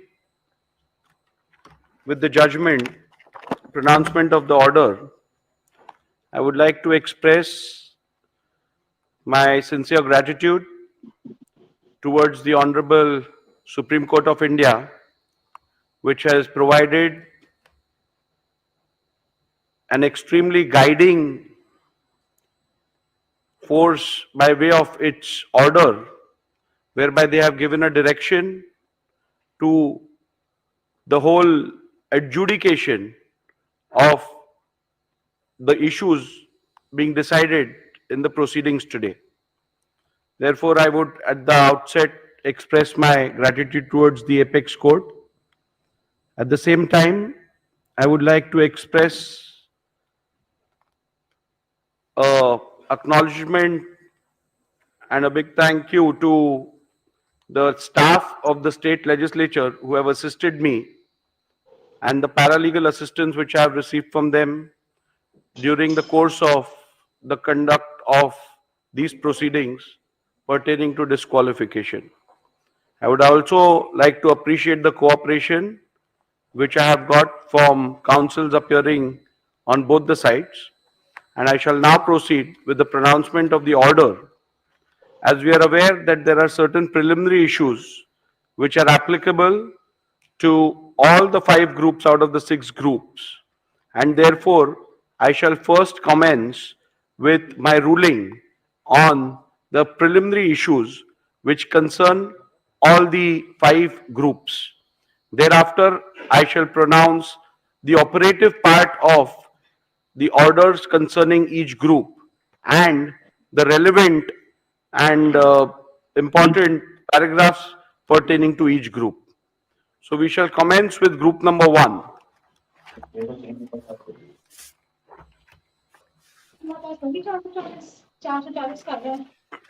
मेरे पास नहीं है, देख लो मेरे pocket में, देख लो पास में. Preliminary issues. The Honorable Supreme Court in Subhash Desai Supra versus the Governor of Maharashtra, hereinafter referred to as Subhash Desai, was pleased to direct that the Speaker should prima facie determine who the real political party is for the purpose of adjudicating disqualification petitions if 2 or more factions claim to be that political party, and accordingly shall recognize the whip and the leader who were duly authorized by the Shiv Sena political party, keeping with the principles discussed in the said judgment. Hence, keeping in view the factual matrix, and the directions of the Honorable Supreme Court, I will prima facie determine who the political party is for the purpose of adjudicating disqualification petitions if two or more factions claim to be that political party, and accordingly recognize the whip and the leader who are duly authorized by Shiv Sena political party.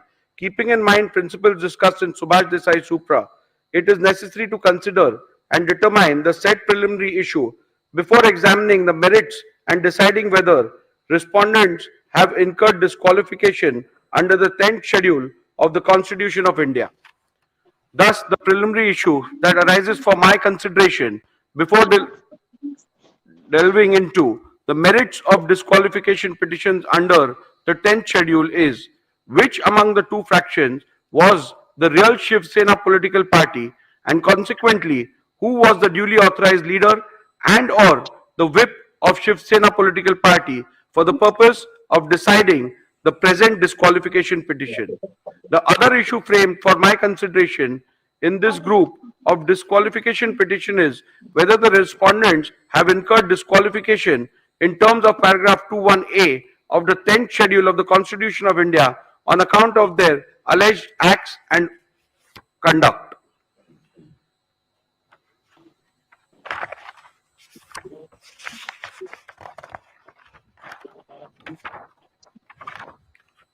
Paragraph 84 deals with the principles which have been laid down by the Honorable Supreme Court. I am not going to read out those. Those are a part of my order. I'll come to paragraph number 85 now. Thus, what emerges from the principles laid down by the Honorable Apex Court in that the question of who the real political party is has to be considered and determined after giving due weightage to 1. The Constitution of Shiv Sena, 2. The leadership structure of the party, and 3. The legislative majority if two or more factions claim to be real political party. The question of who the real political party is hereinafter referred to as the preliminary issue. Since in these proceedings both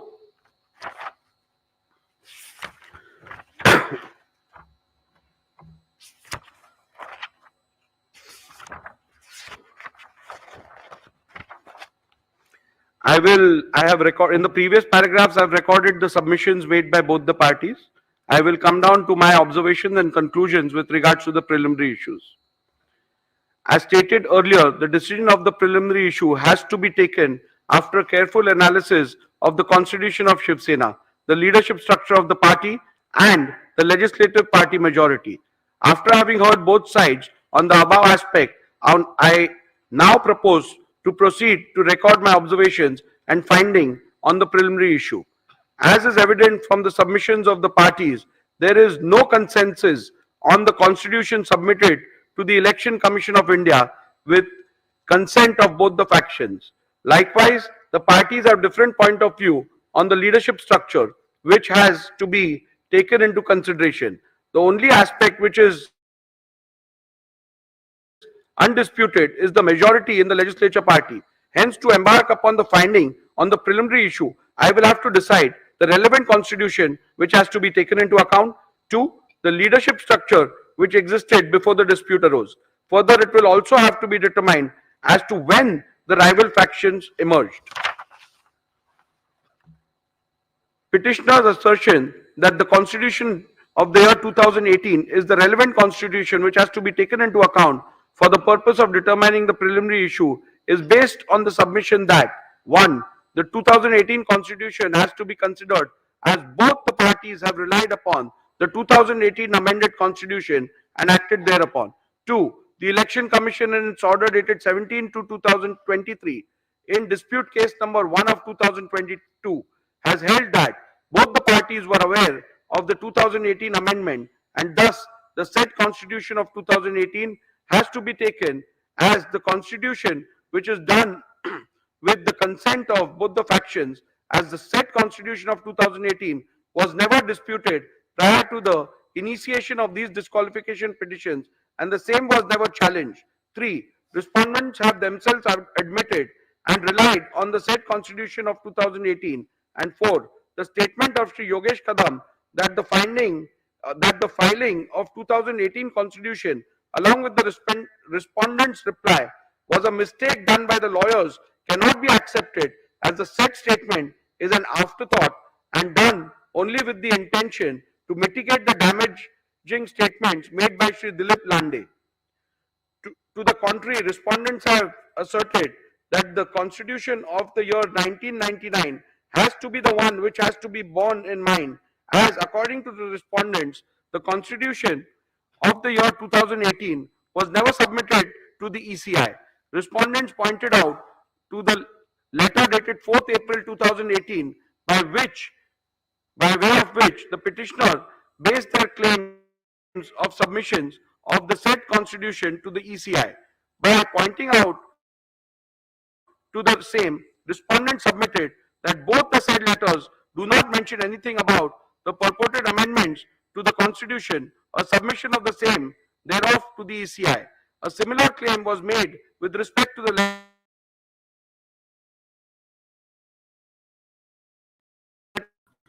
dated 27th June 2023 number 322 However, in the said SLP, there was no mention about the existence of any such letter dated 4th April 2018. The word submitted appearing in paragraph 168 of Subhash Desai means submitted before the ECI, as is evident from the further part of the said paragraph, which the petitioner has conveniently ignored. The respondents have further submitted that 2018 constitution has been wrongly annexed as a document. The stand of the respondent on the 2018 constitution has always been that it is unconstitutional and was secretly manufactured by Shri Uddhav Thackeray in cahoots with Mr. Anil Desai. This stand has been specifically taken in the reply filed by Shri Eknath Shinde before the Honorable Supreme Court in SLP number 3997 of 2023, way back on 16/3/2023, much before filing of the replies before the Speaker in August 2023. Further, even the additional replies filed on 25/10/2023 in the present proceedings, the aforesaid petition has been reiterated by the respondents. After having considered the submissions advanced by both the parties on the question as to which is the relevant constitution for the purpose of determination of the preliminary issue, I have come to the following conclusion. A. As per the Honorable Apex Court, if both the factions have submitted different versions of the constitution of the party, then in that case, what has to be taken into account is the constitution which was submitted to the ECI with the consent of both parties before the rival factions emerged. Before recording further conclusions, I find it imperative to reiterate that pursuant to the initiation of these disqualifications, the Maharashtra Legislature Secretariat had vide letter dated 7 June 2023 requested the Office of the Election Commission of India to provide a copy of the party constitution stroke memorandum stroke rules and regulations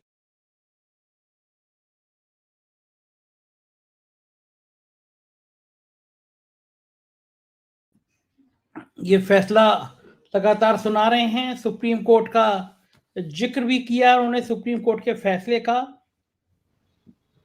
और मैं अपनी team से Sanjay ji, audio नहीं आ रहा है, audio ठीक करवाइए। मैं टीम से कहूंगा जरा एक बार ऑडियो चेक करें फिर आप लोग, क्योंकि आप क्रूशियल पार्ट है, आप मुख्य हिस्सा आप सुनाया जा रहा है। 2 June 2023 provided a copy of the constitution and rules of Shiv Sena as available on the record of Election Commission of India. Further, with respect to amendments, if any, to the said constitution of the party, the Election Commission requested the Legislature Secretariat to refer to the order dated 17 February 2023 passed by the ECI in dispute case number 1 of 2022. Having perused the same, it has to be noted that the copy of the constitution of Shiv Sena provided by the ECI does not bear any date or year, but as per the ECI, that which is provided vide the reply is the only constitution of Shiv Sena available on the record of the ECI. Further, with respect to the amendments, if any, to the said constitution, the Election Commission, vide its order dated 17 February 2023, has held in paragraph 132 4b that the amended constitution of 2018 is not on the record of the Commission. Thus, the petitioner's submission that the constitution of the year 2018 has to be taken into account cannot be accepted, as I am bound to follow the directions of the Honorable Apex Court in Subhash Desai Supra, and accordingly take into account the constitution which the Election Commission has provided. In my jurisdiction under the 10th schedule of the Constitution of India, I cannot delve into any other factor while deciding which is the relevant constitution. As prima facie, it is evident from the records of the ACI that the 1999 constitution is the one which was submitted to the ECI by the Shiv Sena before rival factions emerged. Further, it is also necessary to mention that the petitioner's submission that the constitution of the year 2018 was submitted to the ECI by referring to the letter dated 4th April 2018 cannot be accepted. A bare perusal of the said letter dated 4th April 2018, by way of which the petitioner based their claim of submission of the said constitution to the ECI, does not bear any content which shows that an amended constitution was submitted to the ECI. The said letter only refers to the election held and the results thereof, and nothing more. Further, on closer examination of the special leave petition filed by Mr. Uddhav Thackeray before the Honorable Supreme Court, challenging the ECI decision SLP number 3997 of 2022, I find that exactly same claim has been made about the letter dated 27/2/2018, and there is no mention about the new letter of 4th April 2018. Accordingly, said letter of 2/7/2018 is on the website of the Election Commission of India. However, there is no document relating to the constitution annexed to it. Hence, on this ground also, petitioner's submission that the constitution of the year 2018 has to be taken into account cannot be accepted.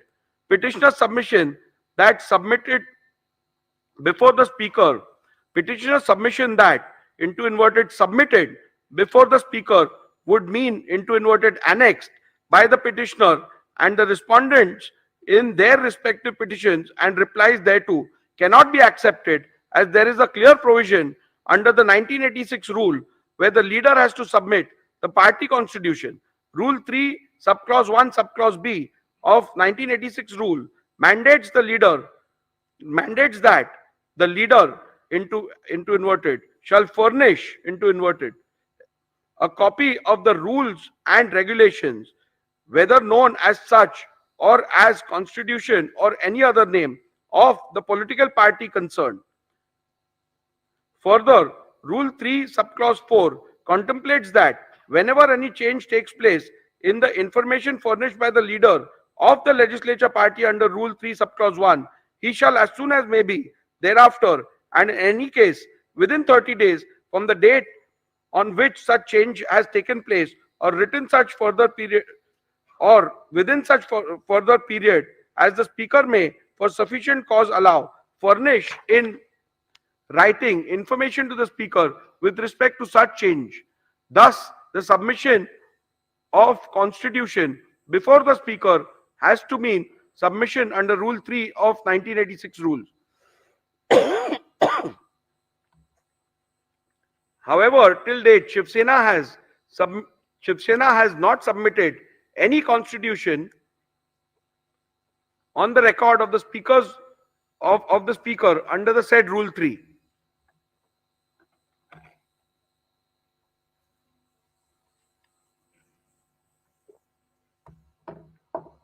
In view of the above observations and finding, I need not further analyze any other submission in this regard made by the parties, and I hold that the constitution of Shiv Sena provided by Election Commission of India, VDA, letter dated 22nd June 2023, is the relevant constitution of Shiv Sena for determination of the preliminary issue as to which faction is the real political party.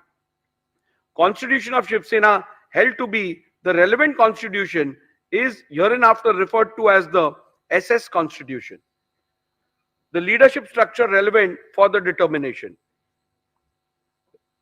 Learned Senior Advocate Mr. Kamath's submission that the leadership structure which is relevant for the purpose of deciding the preliminary issue is the leadership structure which is reflected in the communication dated 27 February 2018 and 4th April 2018 made to the Election Commission of India pursuant to the elections held on 23rd January 2018 is based on the petitioner's submission recorded in paragraph 89A to G herein above. Initially, the petitioner relied on the affidavit submitted to the ECI of the then office bearers of Shiv Sena, produced along with the affidavit in lieu of examination of chief to show that Shri Uddhav Thackeray had support of the majority in the organization. Respondents objected to such production on the ground that it is not permissible to produce affidavits of others along with petitioner's own affidavit in lieu of chief examination without the author of the said affidavits subjecting themselves to cross-examination. In any event, during the arguments, Mr. Kamath did not rely on these affidavits and limited his submissions to the 2018 leadership structure as available on the ECI website. Mr. Jethmalani, in turn, focused his submission to buttress the ground that the said leadership structure of 2018 cannot be considered and relied upon for the purpose of determining the preliminary issue, as the said leadership structure is not in conformity with the constitution of Shiv Sena, which is on record of the ECI, and thus the same would be contrary to the findings of the Honorable Supreme Court in paragraph 168 of Subhash Desai. Mr. Jethmalani further relied on the legislative party leadership to submit that the legislative party also forms part of the leadership structure, as it is not only mentioned in the SS Constitution, but there is no dispute regarding the said members being part of the Pratinidhi Sabha under the SS Constitution. After having considered the submissions advanced by both the parties on the question as to which is the relevant leadership structure for the purpose of determination of the preliminary issue, I have come to the following conclusion. The submission of Mr. Kamath, the jurisdiction under the 10th schedule, only mandates a prima facie adjudication as to what the leadership structure of the political party was at the relevant time, and it does not extend to an inquiry as to whether or not the leadership structure available on the record of the ECI was pursuant to a validly held election is a correct position, and hence I concur with the same.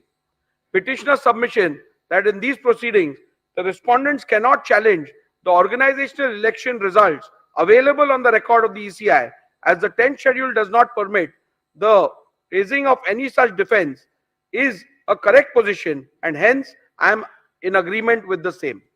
Respondent submission that the leadership structure of 2018 cannot be considered and relied upon for the purpose of determining the preliminary issue, as the said leadership structure is not in conformity with the constitution of Shiv Sena, which is on record of the ECI, does not arise at this juncture, as it is a submission which has to be considered while determining whether the said leadership structure can be relied upon for the purpose of determining which faction represents the real political party, which would be dealt with at the appropriate juncture. The only question which is to be determined in the current part of the order is what and who all constituted leadership structure of Shiv Sena at the relevant time. Respondents have led detailed evidence, and despite being confronted during cross-examinations, they have been able to demonstrate that no organizational elections were held on 23/1/2018. On the contrary, in the affidavit in lieu of examination of Chief of Shri Sunil Prabhu, PW1, has stated that organizational elections were held on 23/1/2013 and 23/1/2018. However, Shri Sunil Prabhu has not claimed any personal knowledge of the same or and whether he was present during the said elections. During his cross-examination, he was confronted with the letter dated 28/1/2013. Thereafter, a specific question was posed to him by Mr. Jethmalani as to whether he voted in the said election, to which he responded in the affirmative. The contents of the said letter clearly stated that all the candidates were declared unopposed. The contradiction was also put to the witness by Mr. Jetmalani in cross-examination. However, no justification for the same was put forth by the witness. In view of the above evidence and records before me, prima facie indicate that no elections were held in the year 2018, 2013, as well as in the year 2018. However, I, as the Speaker, exercising jurisdiction under the 10th schedule, has a limited jurisdiction and cannot go beyond the record of the ECI as available on the website, and hence I have not considered this aspect while determining the relevant leadership structure. Thus, in view of the above conclusions, I find that the leadership structure of Shiv Sena reflected in the letter dated 27th February 2018, available on the website of the ECI, is the relevant leadership structure which has to be taken into account for the purpose of determining which faction is the real political party. The question whether which faction is the real political party is discernible from this 2018 leadership structure is discussed in paragraph 112 to 131 infra of the present order. The leadership structure so determined as the relevant leadership structure for the purpose of these disqualification petitions are hereinafter referred to as the 2018 leadership structure. Since in these proceedings, both the factions are claiming to be the real political party, rival factions have emerged in the Shiv Sena. In view of the fact that rival factions have emerged and both the factions are claiming to be the real political party, it is imperative to prima facie determine when did the rival factions emerge. Thus, it is necessary to determine the relevant day on which rival factions emerged before further venturing into which of the faction was the real political party when rival factions emerged. At the outset, I must set straight the point that the determination of the Speaker exercising jurisdiction under the 10th schedule while deciding who the real political party is mandates only a preliminary inquiry which has to be done prima facie by taking into account material officially before the Speaker as the Master of the Legislative Assembly. I shall consider the facts relevant for the determination on what is before me as the Speaker of the Legislative Assembly. As noted by the Honorable Supreme Court in Subhash Desai Supra, on 21st June 2022, there was no material available before the Deputy Speaker to infer the emergence of any rival faction. However, after taking on record, the resolution dated 21st June 2022, passed by the SSLP, disputed by the respondents, the very next day, the then Deputy Speaker received a resolution disputed by the petitioner dated 21st June 2022, received by the then Deputy Speaker on 22nd June 2022, contrary to the resolution dated 21st June 2022. Thus, from this fact alone, it is evident that there emerged two factions of the Shiv Sena from 21st June 2022 itself, but the same came to be officially on record of the office of the Speaker and or Legislative Secretariat on 22nd June 2022.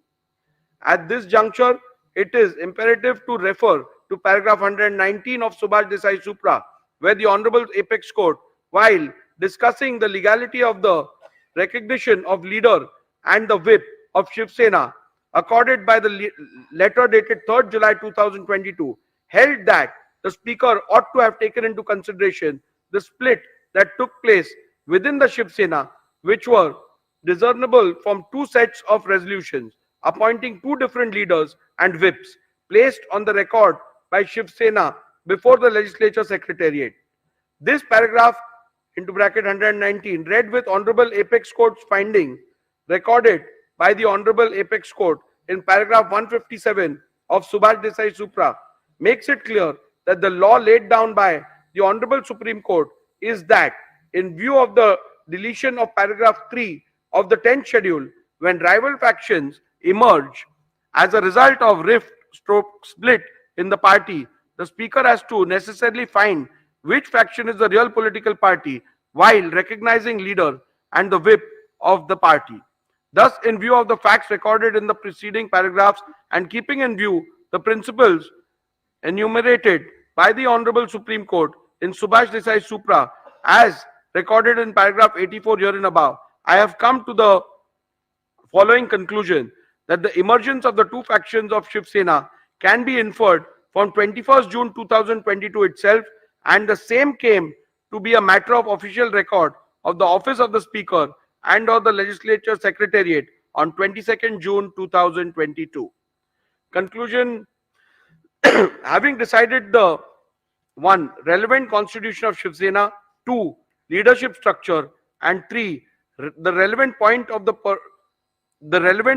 for the purpose of determining the preliminary issue, I have made the following analysis, observations, and determinations on the preliminary issue of which faction was the real political party when two factions emerged.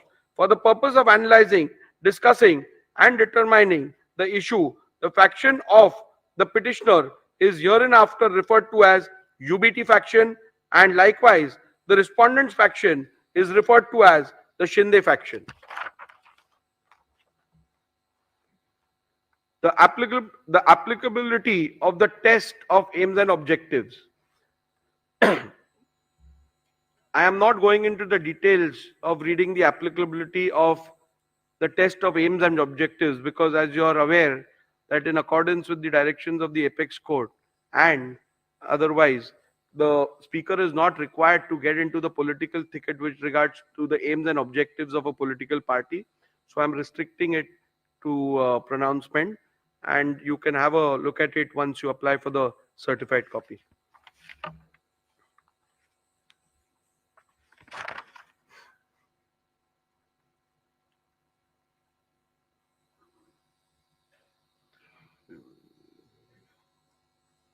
The reason why Shiv Sena constitution assumes significance is to analyze whether the question of which faction is the real political party is discernible from the leadership structure identifiable from the said Shiv Sena constitution. So the Shiv Sena constitution is relevant to the extent of identifying the leadership structure. Leadership structure as a criteria to determine who was the real political party. As I have already held, which is the relevant constitution and the leadership structure of the Shiv Sena to be taken into account for deciding the preliminary issue, I now have to see whether the relevant leadership structure read with the SS constitution provides answers to the question which faction is the real political party and consequently determine the same.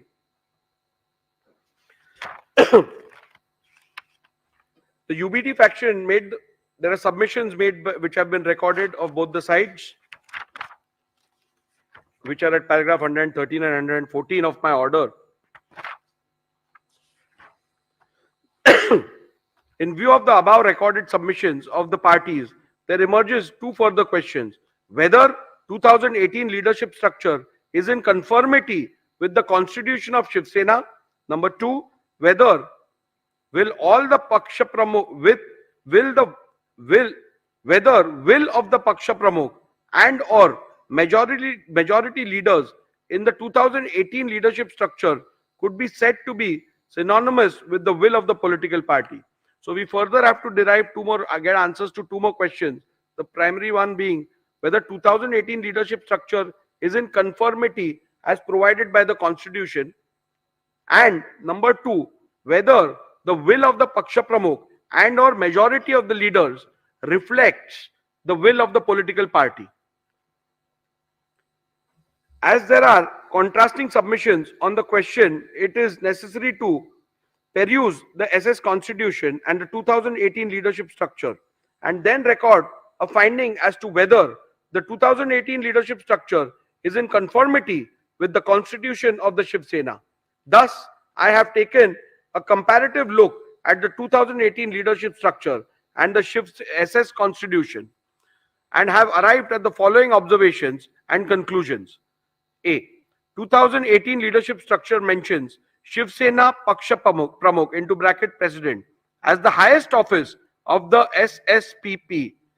However, the SS Constitution, however, in the SS Constitution, the highest office of the Shiv Sena political party is Shiv Sena Pramukh, but the said Constitution distinguishes highest office and the highest authority and provides that Rashtriya Karyakarni is the highest authority whose decision shall be final. Shiv Sena SS Constitution provides that the members of the Rashtriya Karyakarni shall be called as Shiv Sena leaders and provides for a total number of 19 members, out of which 14 are to be elected by the Pratinidhi Sabha and the rest of the 5 members are to be appointed by Shiv Sena Pramukh.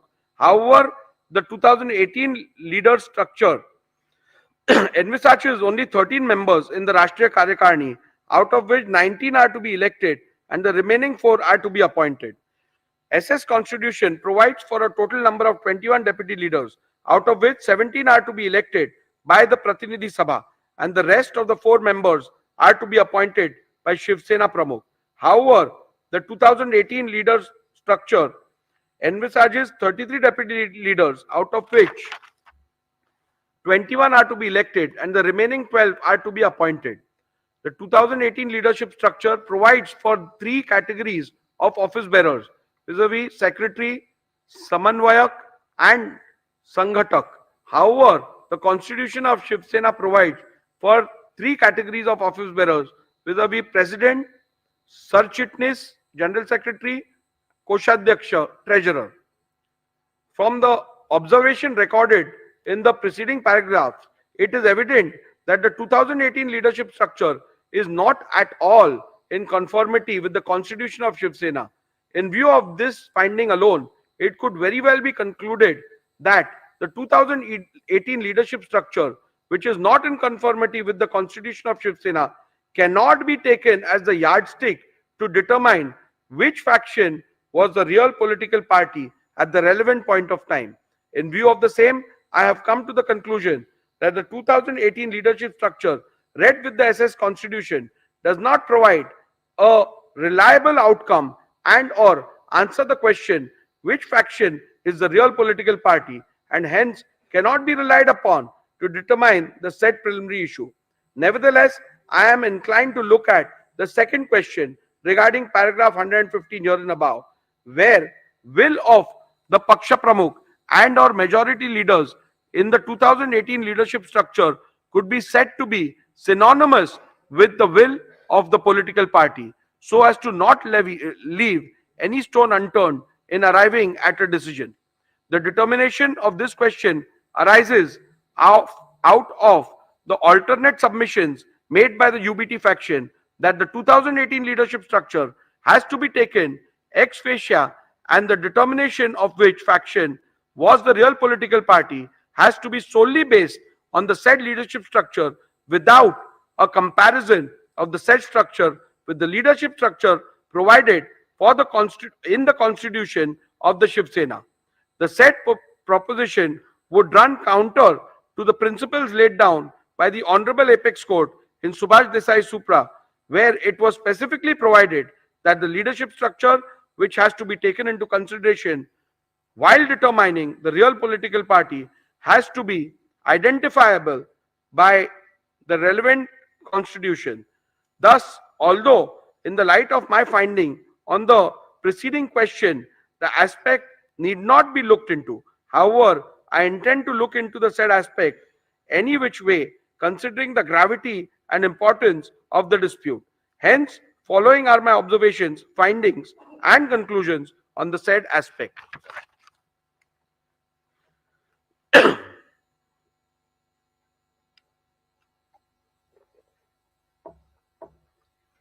UBT faction has submitted that the decision of the Paksha Pramukh is synonymous with the will of the political party, and thus, if there is a rift in the leadership structure, the decision of the Paksha Pramukh constitutes the will of the political party.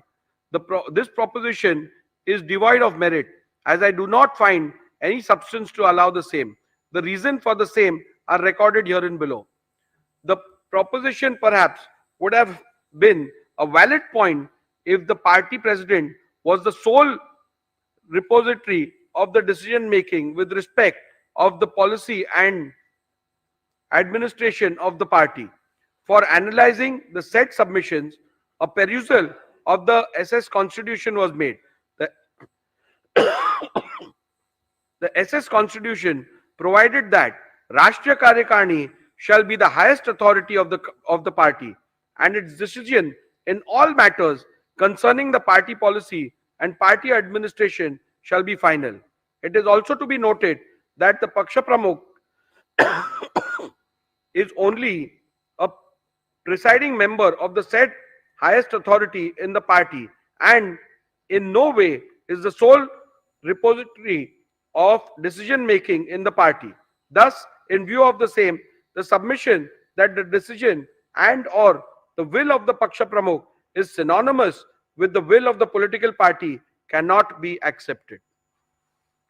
It would be appropriate to note that the SS Constitution does not even have a post called Paksha Pramukh.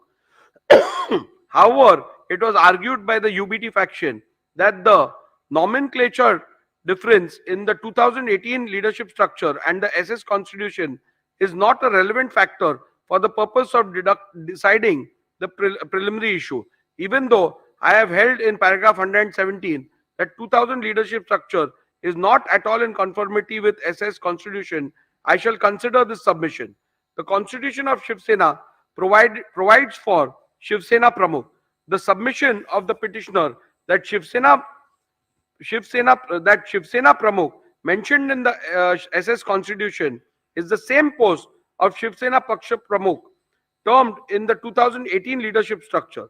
By relying on the powers of Shiv Sena Pramukh, it was argued by the UBT faction that he is the authority under the party constitution vested with the powers to remove any member of the party. Thus, it was further argued that an authority who is vested with such power of removal reflects the will of political party with respect to removal of members from and for anti-party activities. However, a complete reading of the said provision in the party constitution reveals that the said submission is factually wrong. The said provision in relation to the powers of Shiv Sena Pramukh clearly provides that such a power is not absolute, and it has to be exercised in consultation with the Rashtriya Karyakarni. Further, it has to be noted that such a power is only available to the Shiv Sena Pramukh for the purpose of removal of members mentioned in Article 8, Schedule B of the said Constitution. The said schedule does not deal with leaders of the party. Leaders of the party is given under Schedule A of the said article. Thus, Shiv Sena Pramukh does not have any power to remove any leader of the party.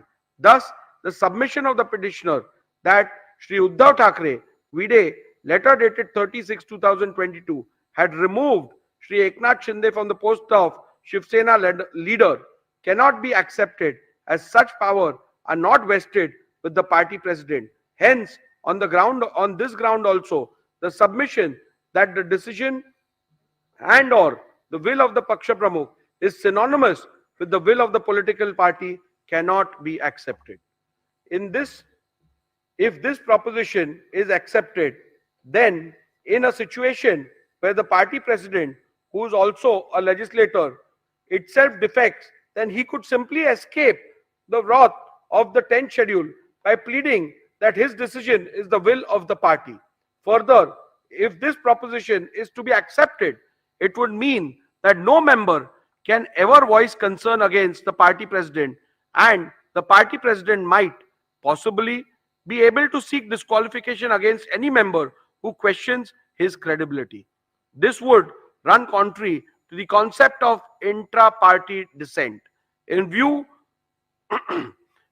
of the clear and unequivocal finding of the Honorable Supreme Court at paragraph 183 to 190 of Subhash Desai, I will be falling foul of the judgment of the Honorable Supreme Court in Kyoto Holohan, wherein the constitutional validity of the 10th schedule was itself upheld on the grounds that it is not an anti-dissent law if this proposition is accepted.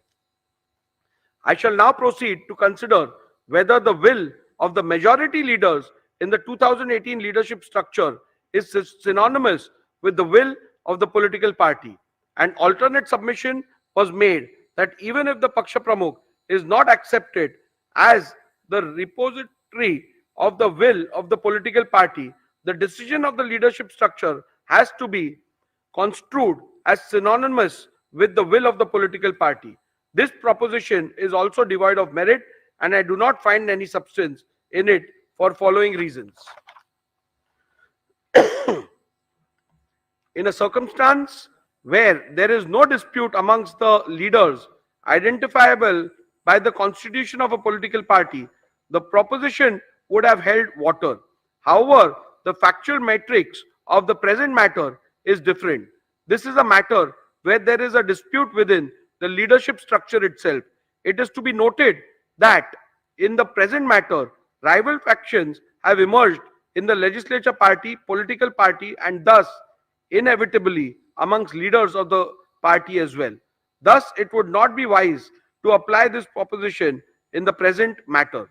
The existence of split stroke rift in the leadership structure is admitted by the petitioner and or the UBT faction, as can be inferred from the petitioner's affidavit in lieu of examination in chief of PW1, petitioner himself, that the leader of the UBT faction did not have the support of all the members of the 2018 leadership structure when rival factions emerged.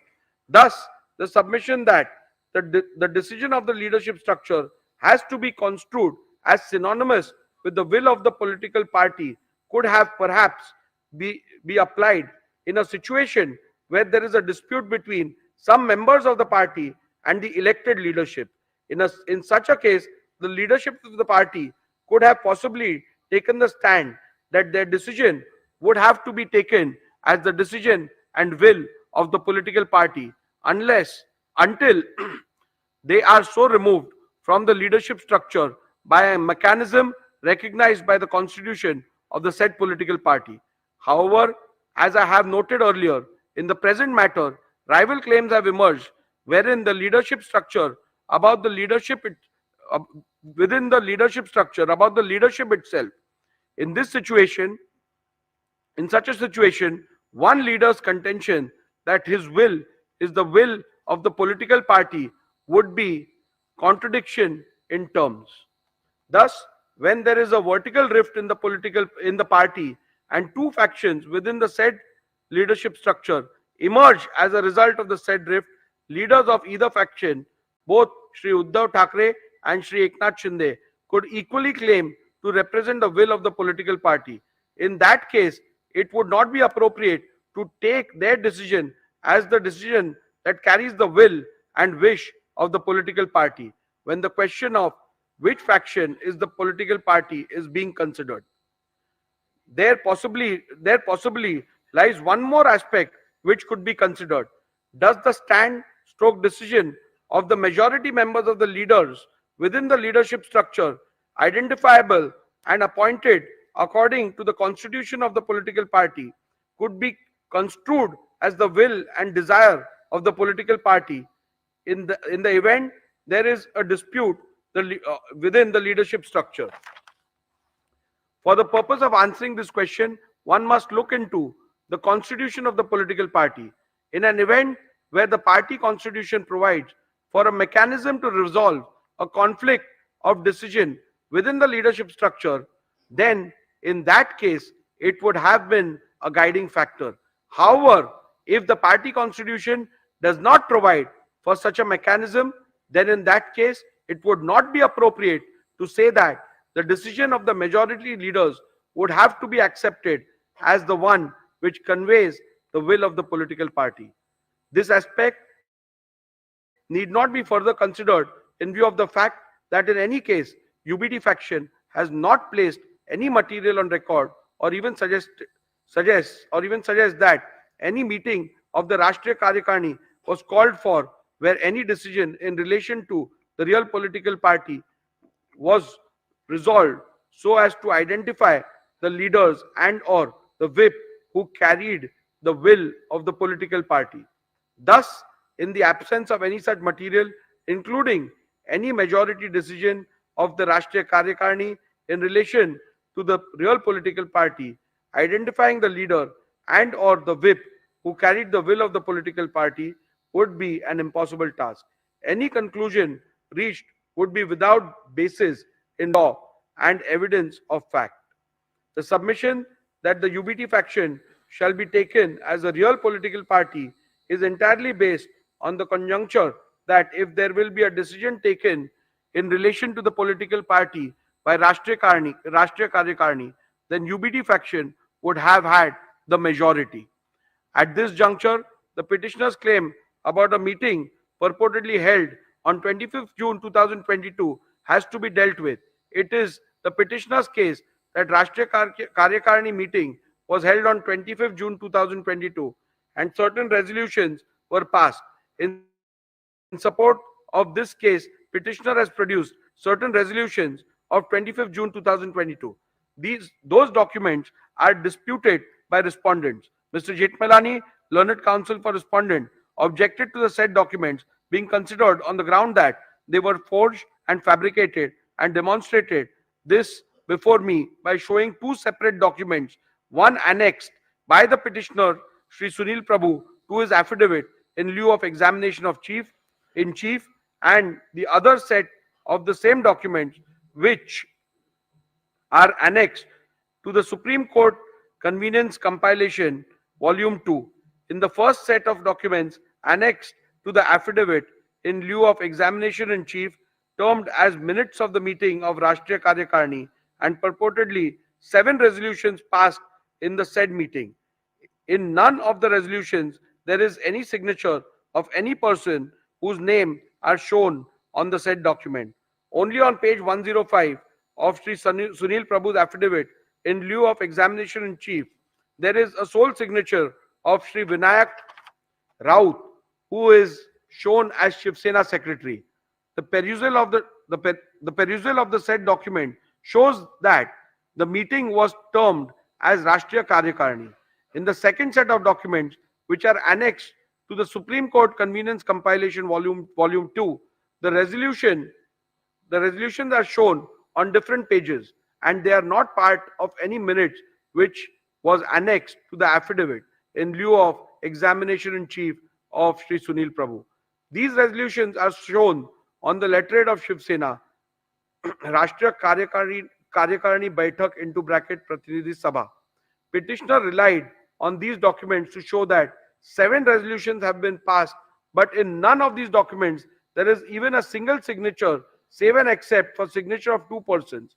The name mentioned as proposer and seconder are not even members of Rashtriya Karyakarni, like Sri Rahul Shevaye, who is not a member of Rashtriya Karyakarni, who has stepped into the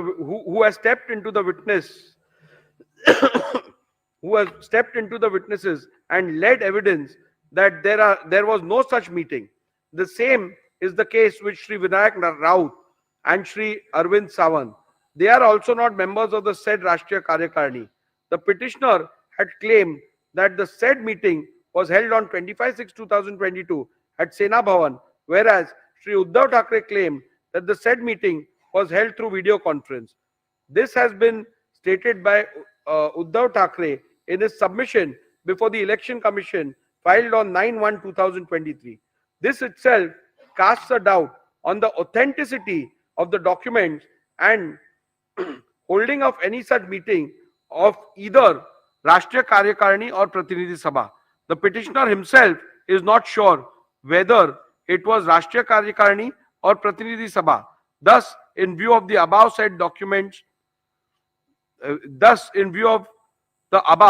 the said documents cannot be permitted to be relied on. Petitioner suggests that a look into how the Shiv Sena settled conflict or decisions within the leadership structure in the past might shed some light into this. However, in the present matter, no such material are placed before me to even suggest such instances which happened in the past. where the majority decision within the leadership structure is taken as the will of the political party. It is to be also noted that the petitioner has neither placed nor provided any material to show that historically the decision of the majority within the leadership structure is taken to be the final decision of the political party whenever there was a conflict of decision within the leadership structure. Thus, for this reason also, it would not be appropriate and correct to accept the proposition that the decision of the majority leaders within the leadership structure would have to be accepted as one which conveys the will of the political party. As the as a passing note, I must also add that the majority rule possibly could have been applied in a normal situation where there is dissent in respect to some policy and or administrative decision of the party. However, such a simple rule stroke test shall not be applied to determine an essential question in existential question in relation to the political party, such as in the present matter, where which faction is the real political party is required to be determined. Thus, in view of the decisions recorded herein above, I am not inclined to accept submissions of the UBT faction that will of the majority leaders in the 2018 leadership structure is synonymous with the will of the political party. Thus, from paragraph 112 to 128, I have dealt with whether the relevant leadership structure read with the Shiv Sena constitution, SS constitution, provides answer to the question which faction is the real political party. In view of the same, I record my conclusion and finding thereon as under.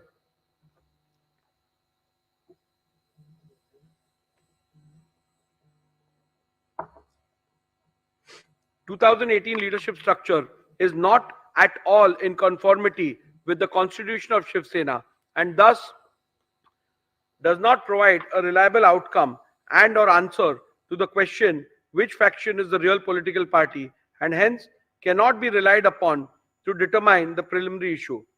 Decision of the Paksha Pramukh is not synonymous with the will of the political party and thus if there is a rift in the leadership structure, the decision of the Paksha Pramukh cannot be taken as the will of the political party. When there is a vertical rift in the horizontal leadership hierarchy of the political party and both the factions within the said leadership structure emerged as a result claim to represent the will of the political party, it would not be appropriate to apply the test of which of the said faction decision carries the will and wish of the political party.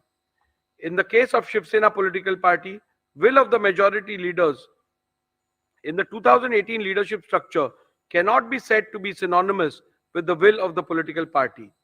In view of the findings recorded in the preceding paragraph, I hold that the 2018 leadership structure read with the SS Constitution does not provide any reliable answer to the question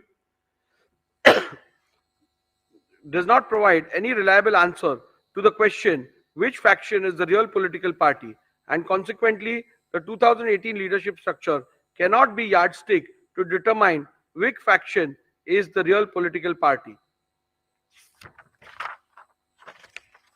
With regards to the legislative majority, I am not going to spend much time because that question is rather clear.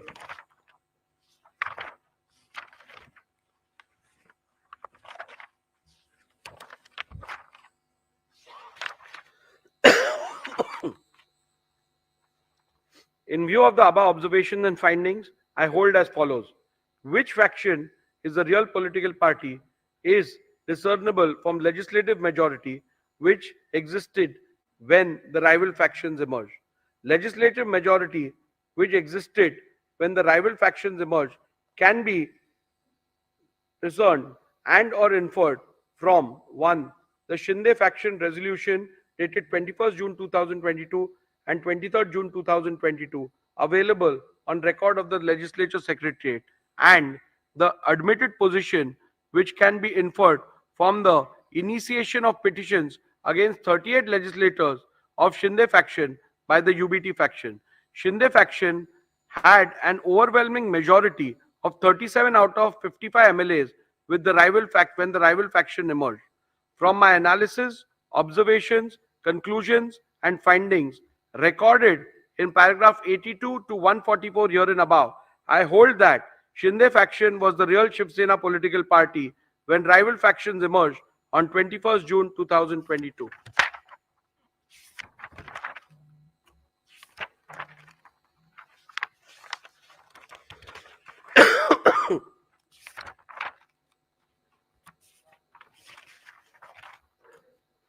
In view of my findings that the Shinde faction was the real political party when the rival faction emerged and that Sri Sunil Prabhu ceased to be the duly authorized whip from 21st June 2022, I further conclude that Sri Bharat Gogaole was validly appointed as the whip, as that was the reflection of the will of the Shiv Sena political party as on 21st June 2023. Following are the final conclusions, which is again a summary.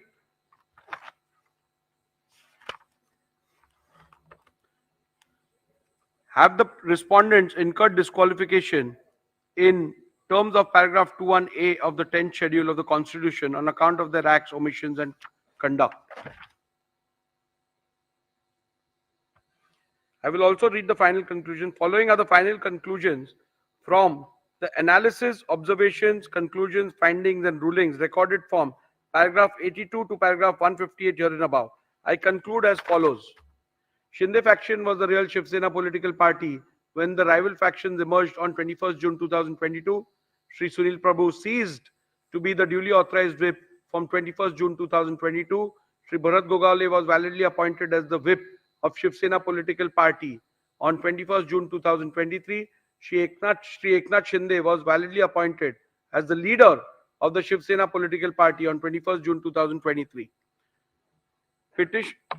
Have the respondents incurred disqualification in terms of paragraph 21A of the 10th schedule of the Constitution on account of their acts, omissions, and conduct? Petitioner has contended that the respondents are liable to be disqualified on various grounds.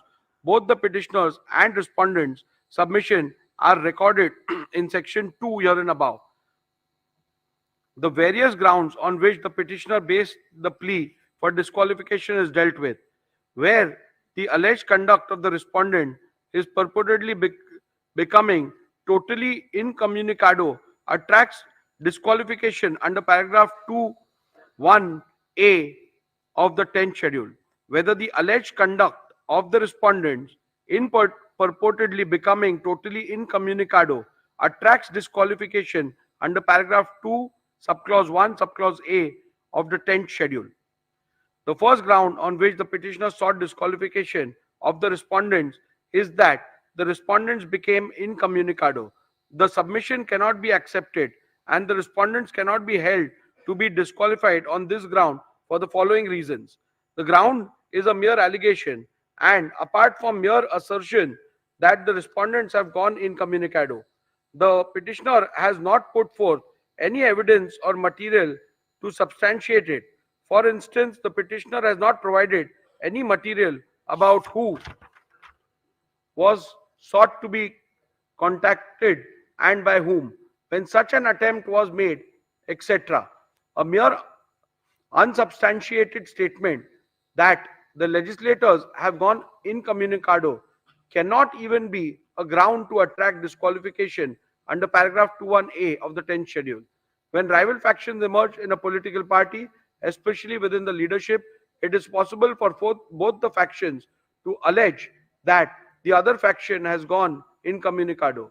In such a circumstance, especially in the light of the law laid down by the apex court in Subhash Desai Supra, it would not be correct to hold any faction to have incurred disqualification for going incommunicado without first determining which of the faction is the real political party, reflecting the will of the political party.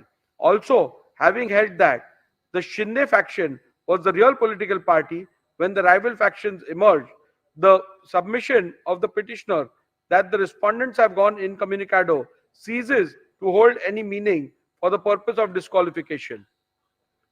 On the 20th of June 2022, elections for the Legislative Council were held. In his cross-examination, Shri Sunil Prabhu, PW1, stated that all the MLAs were present for the same. In the face of this evidence, it would not be possible to accept that the legislators had gone incommunicado. Respondents have placed that they have been in touch with the UBT faction.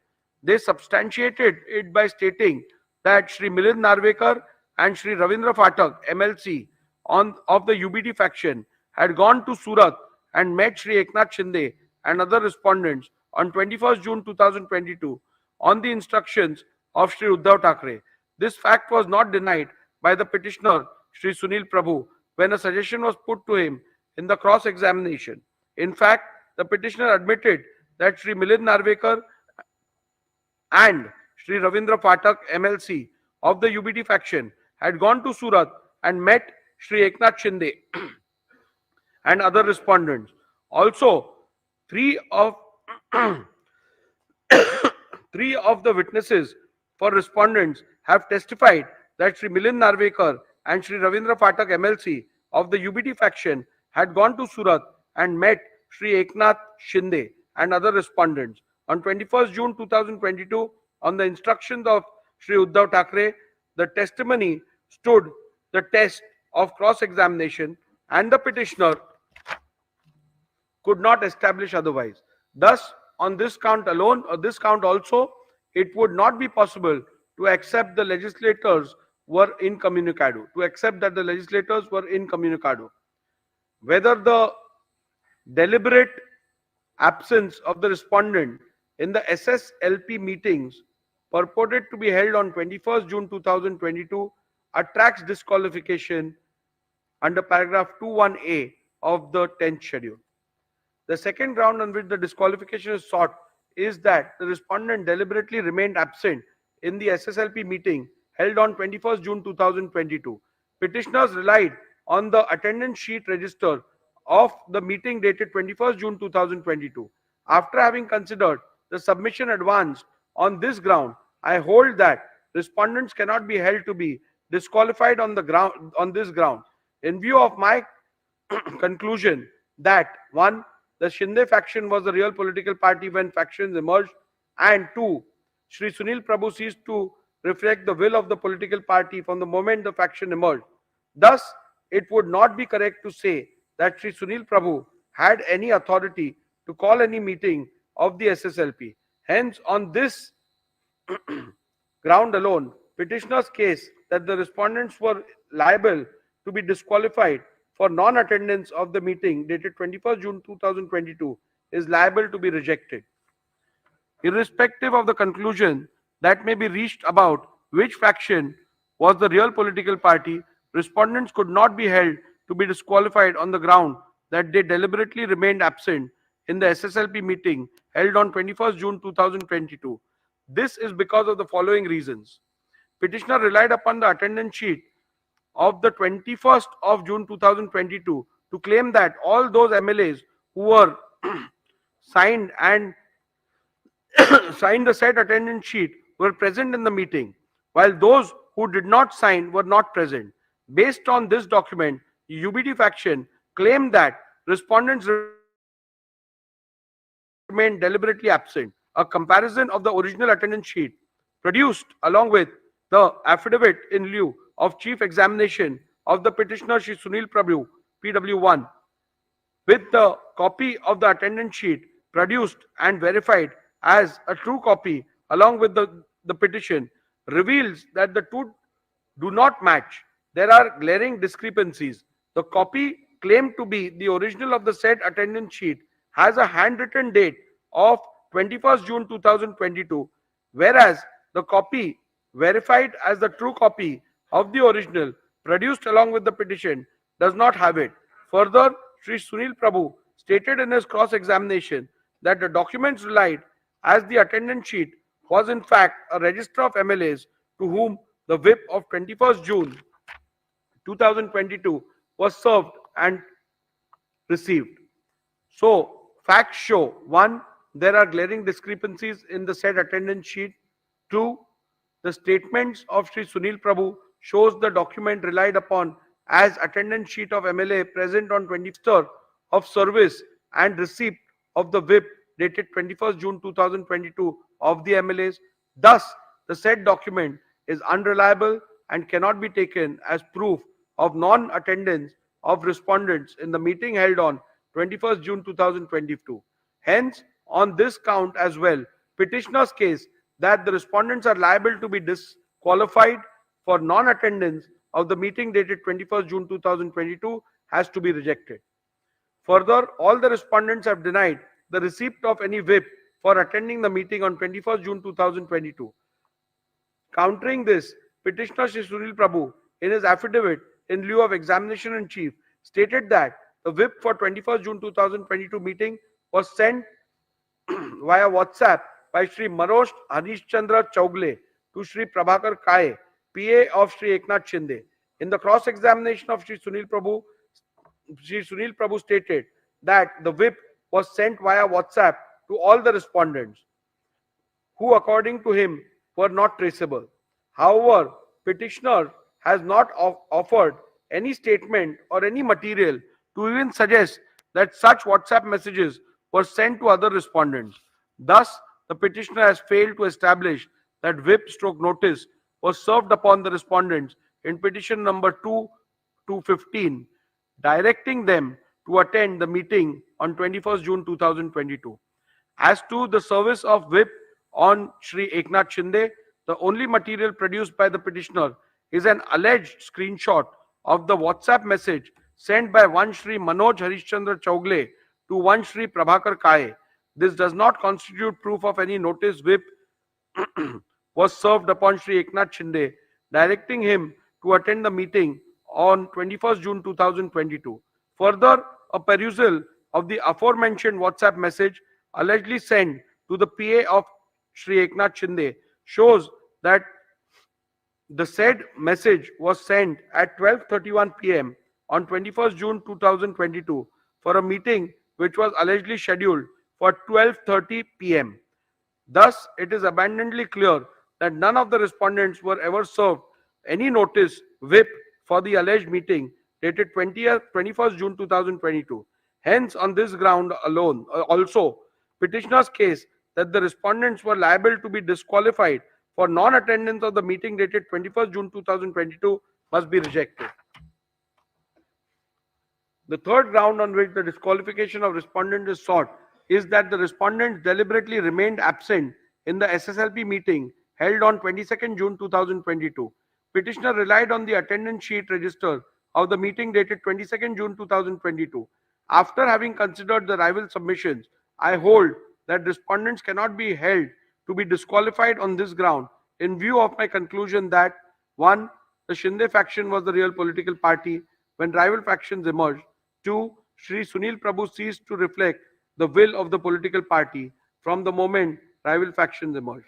Thus, it would not be correct to say that Shri Sunil Prabhu had any authority to call any meeting of the SSLP.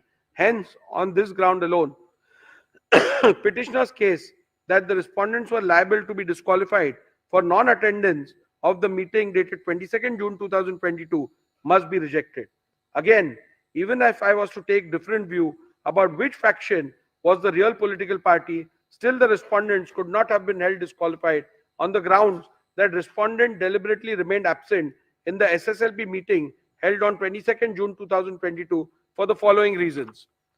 I am unable to accept the petitioner's submission that non-attendance of the SSLP meeting would make the respondents liable to be disqualified under paragraph 2, 1A of the 10th schedule. I am of the view that non-attendance of party meetings, including legislature party meetings, would not attract disqualification under paragraph 2, 1A of the 10th schedule of the Constitution. Such an action cannot indicate that the members have voluntarily given up his membership of the political party. Not attending party meeting and voicing a difference of opinion outside the house are matters between the members and his party and have nothing to do with clause 2(1)(a) of the 10th schedule.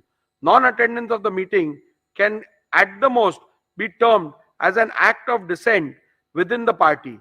If viewed as a form of expression, it would be protected by freedom of speech and expression, which includes dissent and is not only an integral part of fundamental rights under Article 14, 19, and 21 of the Constitution, but is an aspect of the basic structure of the Constitution also.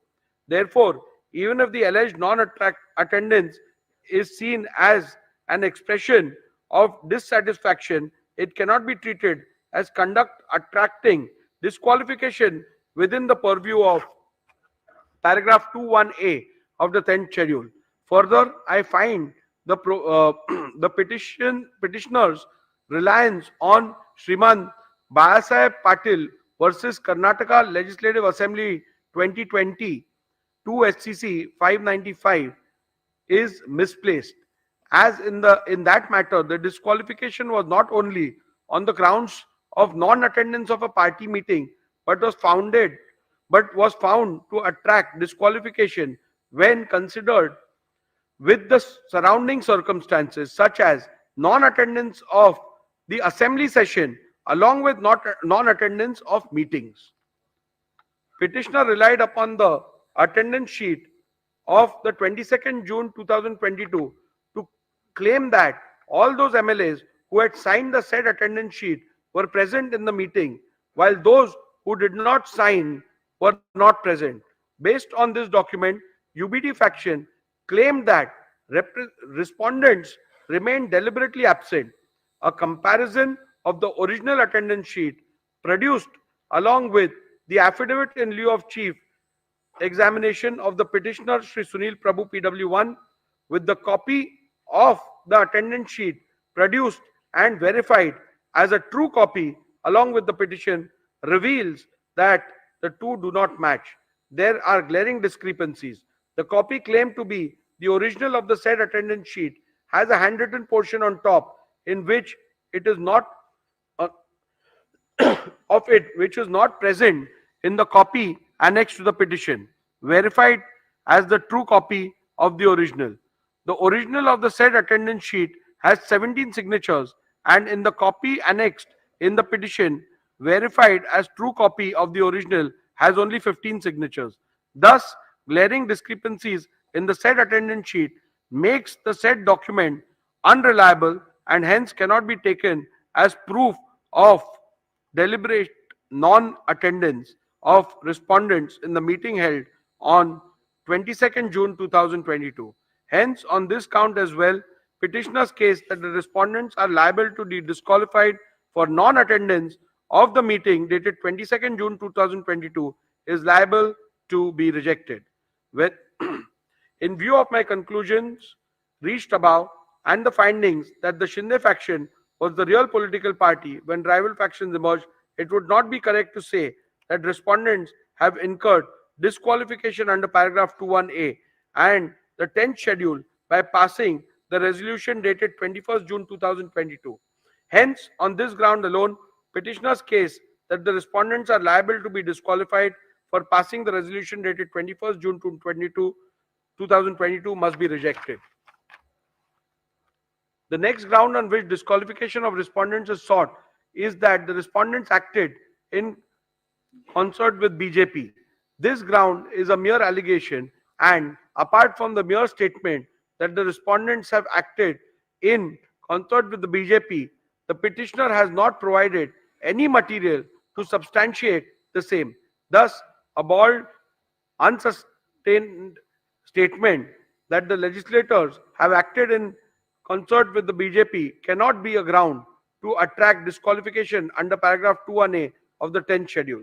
The next ground on which the petitioner seeks the respondents' disqualification is that they made anti-party, anti-coalition statements. Again, this ground is a mere allegation, and apart from a mere statement that the respondents have made anti-party, anti-coalition statements, the petitioner has not provided any material to substantiate the same.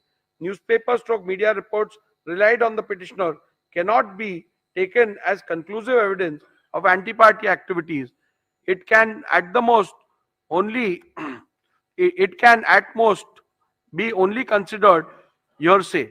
Thus, a mere unsubstantiated statement cannot be ground to attract disqualification under paragraph 21A of the 10th schedule.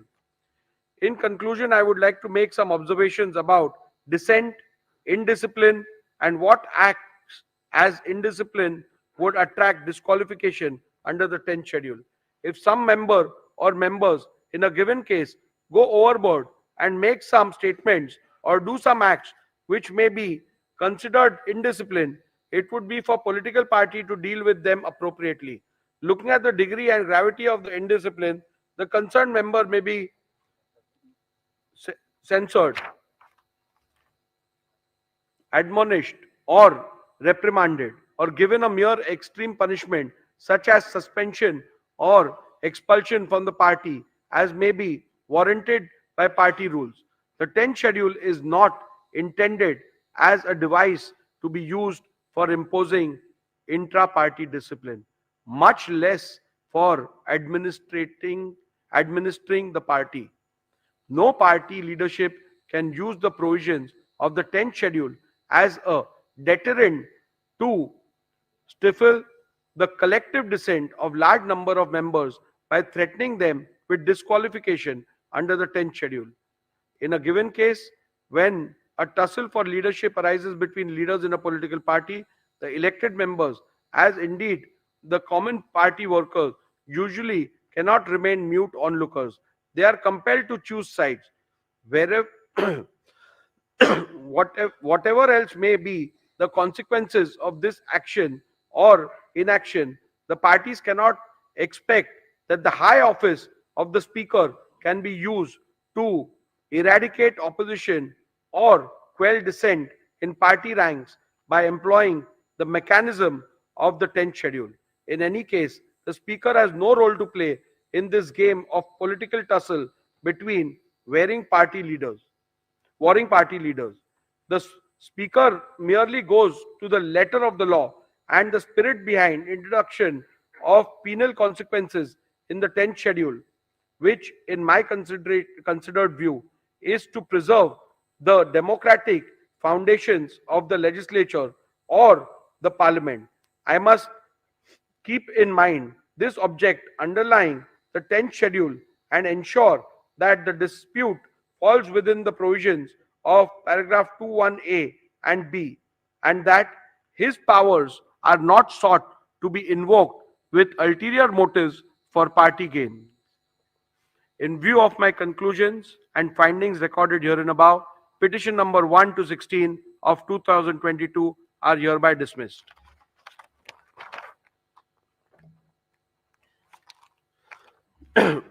Group 3 deals with petition number 18, which is also under paragraph 21A.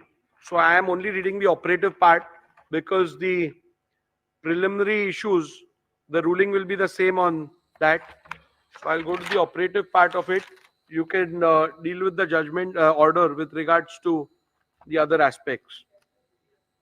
Yeah. In view of my conclusion and findings recorded herein above, petition number 18 of 2022 is hereby dismissed.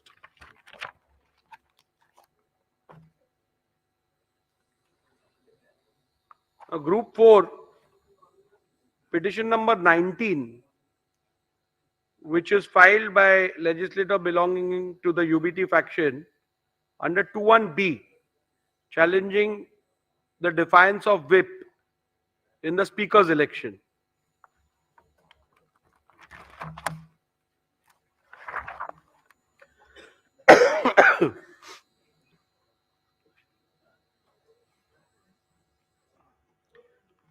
Petitioner has contended that the respondents are liable to be disqualified on various grounds. Both the petitioners and respondents' submission are recorded in section 2 herein above. However, the prayer for disqualification in the present petition is restricted to the alleged violation of whip dated 2nd July, allegedly issued by the petitioner in respect of the election of the speaker held on 3rd July 2022. Other amendments are all repetitions of submissions in petition number 1 to 16 and petition number 18 of 2022. Thus, my finding thereof may be read and referred to in respect of the averments under paragraph 2, subclause 1, subclause A of the 10th schedule. Thus, the only ground on which the petitioner sought disqualification of respondent is that the respondent has violated the whip dated 2nd July, allegedly issued by the petitioner in respect of election of the speaker held on 3rd July 2022. This submission cannot be accepted, and the respondents cannot be held to be disqualified in view of my conclusion in respect of the real political party that the Shinde faction was the real political party when the rival faction emerged, and Sri Sunil Prabhu ceased to reflect the will of the political party from the moment rival factions emerged. Thus, it would not be correct to say that Sri Sunil Prabhu has any authority to issue any whip on 2nd June 2022. Hence, on this ground alone, petitioner's case that the respondents are liable to be disqualified for violation of whip dated 2nd July 2022 must be rejected. Irrespective of any conclusion that may be reached about which faction was the real political party, respondents could not be held to be disqualified on the ground that they violated the whip dated 2nd July 2022. This is because of the reasons recorded herein below. The petitioner has failed to prove the service of whip dated 2nd July 2022. Petitioner Sri Sunil Prabhu PW1 in his affidavit in lieu of examination in chief deposed that the whips dated 2nd July 2022 were sent by email to the email address of the respondents. He stated that Sri Vijay Doshi, an employee working in the Shiv Sena Vidhimandal Karyalay, Vidhan Bhavan, was instructed to send the whip. He further deposed that two whips dated 2nd July 2022 were sent by Sri Vijay Doshi to the respondents in disqualification petition number 19 and 21 of 2022. We did 3 emails dated 2nd July 2022. The said emails were produced along with the affidavit in lieu of evidence in chief. He further stated that email addresses of the respondents were taken from the email addresses mentioned in the official list of members of Maharashtra Legislative Assembly 2023, or as mentioned in a list furnished by the advocates for the respondents. We did the email dated 21st September 2023. Shri Vijay Joshi, PW2, specifically filed affidavits in lieu of examination of chief and deposed that he was working in the Shiv Sena Vidhimandal Karyalay, Vidhan Bhavan, in June 2022, and on instructions of Shri Sunil Prabhu, sent 2 whips dated 2nd July 2022 on to the MLA of Shiv Sena Legislature Party. We did 3 emails. He produced printouts of email dated 2nd July 2022 along with whip dated 2nd July 2022. However, during the cross-examination of Shri Vijay Joshi, PW2, he deposed that one computer operator printed the whip dated 2nd June 2022, and he along with 2 peons distributed the whip to all the legislators of Shiv Sena. Further, he also deposed during cross-examination that acknowledgements were taken. Thus, the witness who was specifically brought to depose in respect of the service of whip dated 2nd July 2022 made extremely contradictory statements in the affidavit in lieu of examination in chief and during cross-examination. Further, it is to be also noted that the acknowledgement talked about by Sri Vijay Joshi, PW2, were never brought on record. Coupled with the above facts, respondents have demonstrated how some of the email IDs in the printout of the email produced by Sri Vijay Joshi are wrong. In view of the above, I hold that petitioner has not been able to establish the service of whip dated 2nd July 2022, and thus petitioner's case that the respondents were liable to be disqualified for violation of whip dated 2nd July 2022 must be rejected. Rule 3, subclause 5 of the members of Maharashtra Legislative Assembly, disqualification on the grounds of defection rule 1986, provides that where a member belonging to any political party votes or abstains from voting in the assembly contrary to the directions issued by such political party or by any person or authority authorized by it in this behalf, without obtaining, in either case, the prior permission of such political party, person, or authority, the leader of the legislative party concerned, or shall as soon as may be thereafter, and in any case within 30 days from the date of such voting or abstention, inform the speaker as in form 2 whether such voting or abstention has or has not been condoned by such political party, persons, or authority. From the record of the legislature secretariat, it is seen that the petitioner and or UBD faction has not complied with this rule. Thus, on this ground also, petitioner's case that the petitioner respondents were liable to be disqualified for violation of whip dated 2nd July 2022 must be rejected. The Honorable Supreme Court in Kyoto Holohan and others at paragraph 123 SCC has held that keeping in view the consequences of the disqualification, i.e.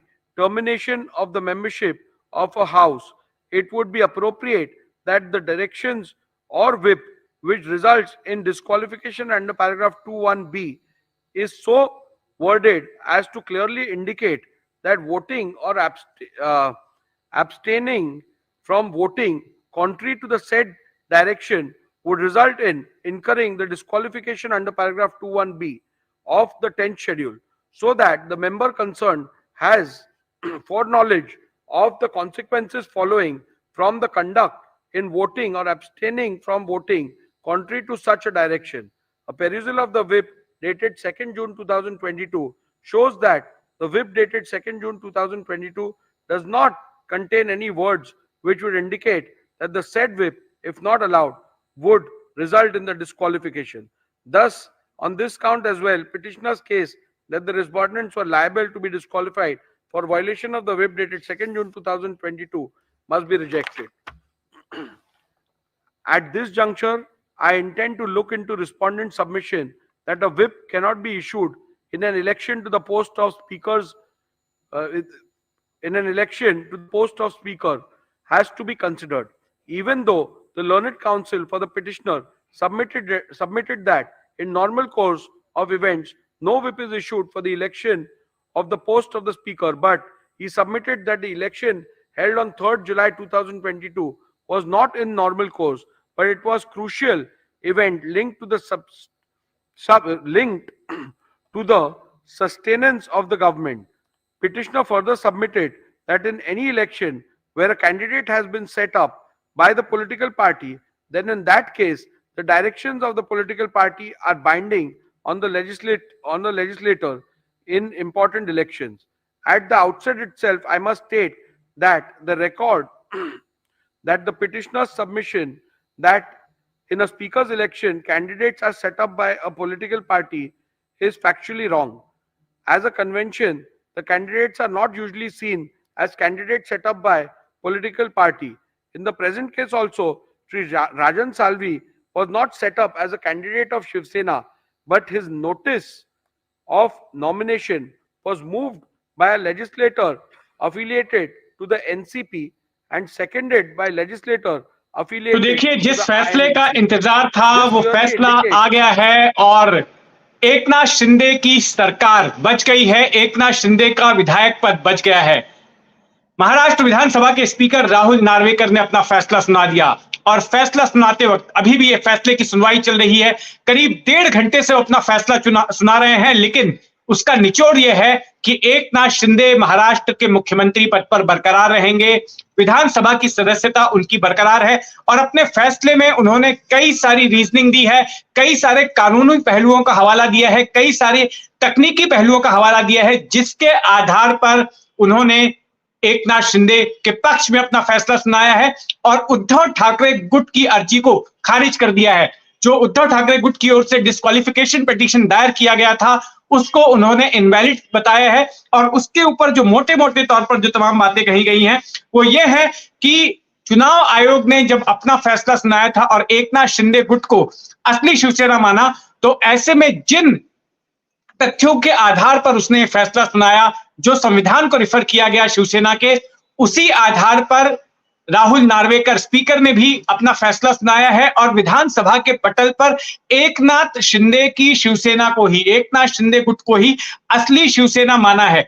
और साथ में यह भी कहा है कि एकनाथ शिंदे गुट की ओर से जो भरत गोगावले जिनको विप अपॉइंट किया गया था वही असली विप है, जबकि सुरेश प्रभु जिन्हें की ठाकरे गुट ने विप अपॉइंट किया था वो विप नहीं रह जाते, क्योंकि असली शिवसेना की मान्यता शिंदे गुट को मिल चुकी है। इसलिए अगर वो कोई विप जारी भी करते हैं और उनके विप जारी किए जाने के बाद अगर शिंदे गुट के लोग उस बैठक में नहीं आते हैं तो इसका मतलब नहीं है कि वो डिस्क्वालीफाई हो सकते हैं।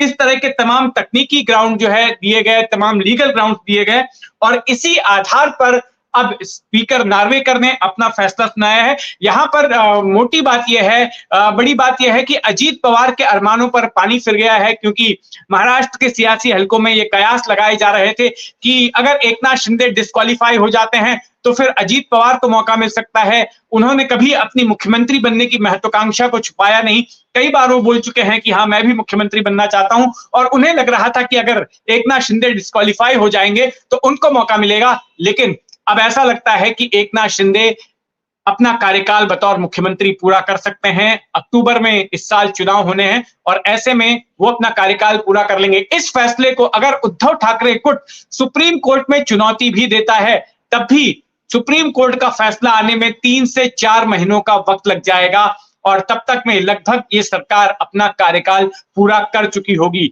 तो कुल मिलाकर पलड़ा एकनाथ शिंदे का ही इस पूरे मामले में भारी रहा और उद्धव ठाकरे को नुकसान हुआ है। तो अब इसके आगे जो भी प्रतिक्रिया होगी, महाराष्ट्र की सियासत में जो भी हलचल होगी उस पर हमारी नजर बनी रहेगी। आप भी अपनी नजर बनाए रखें 4 PM महाराष्ट्र पर।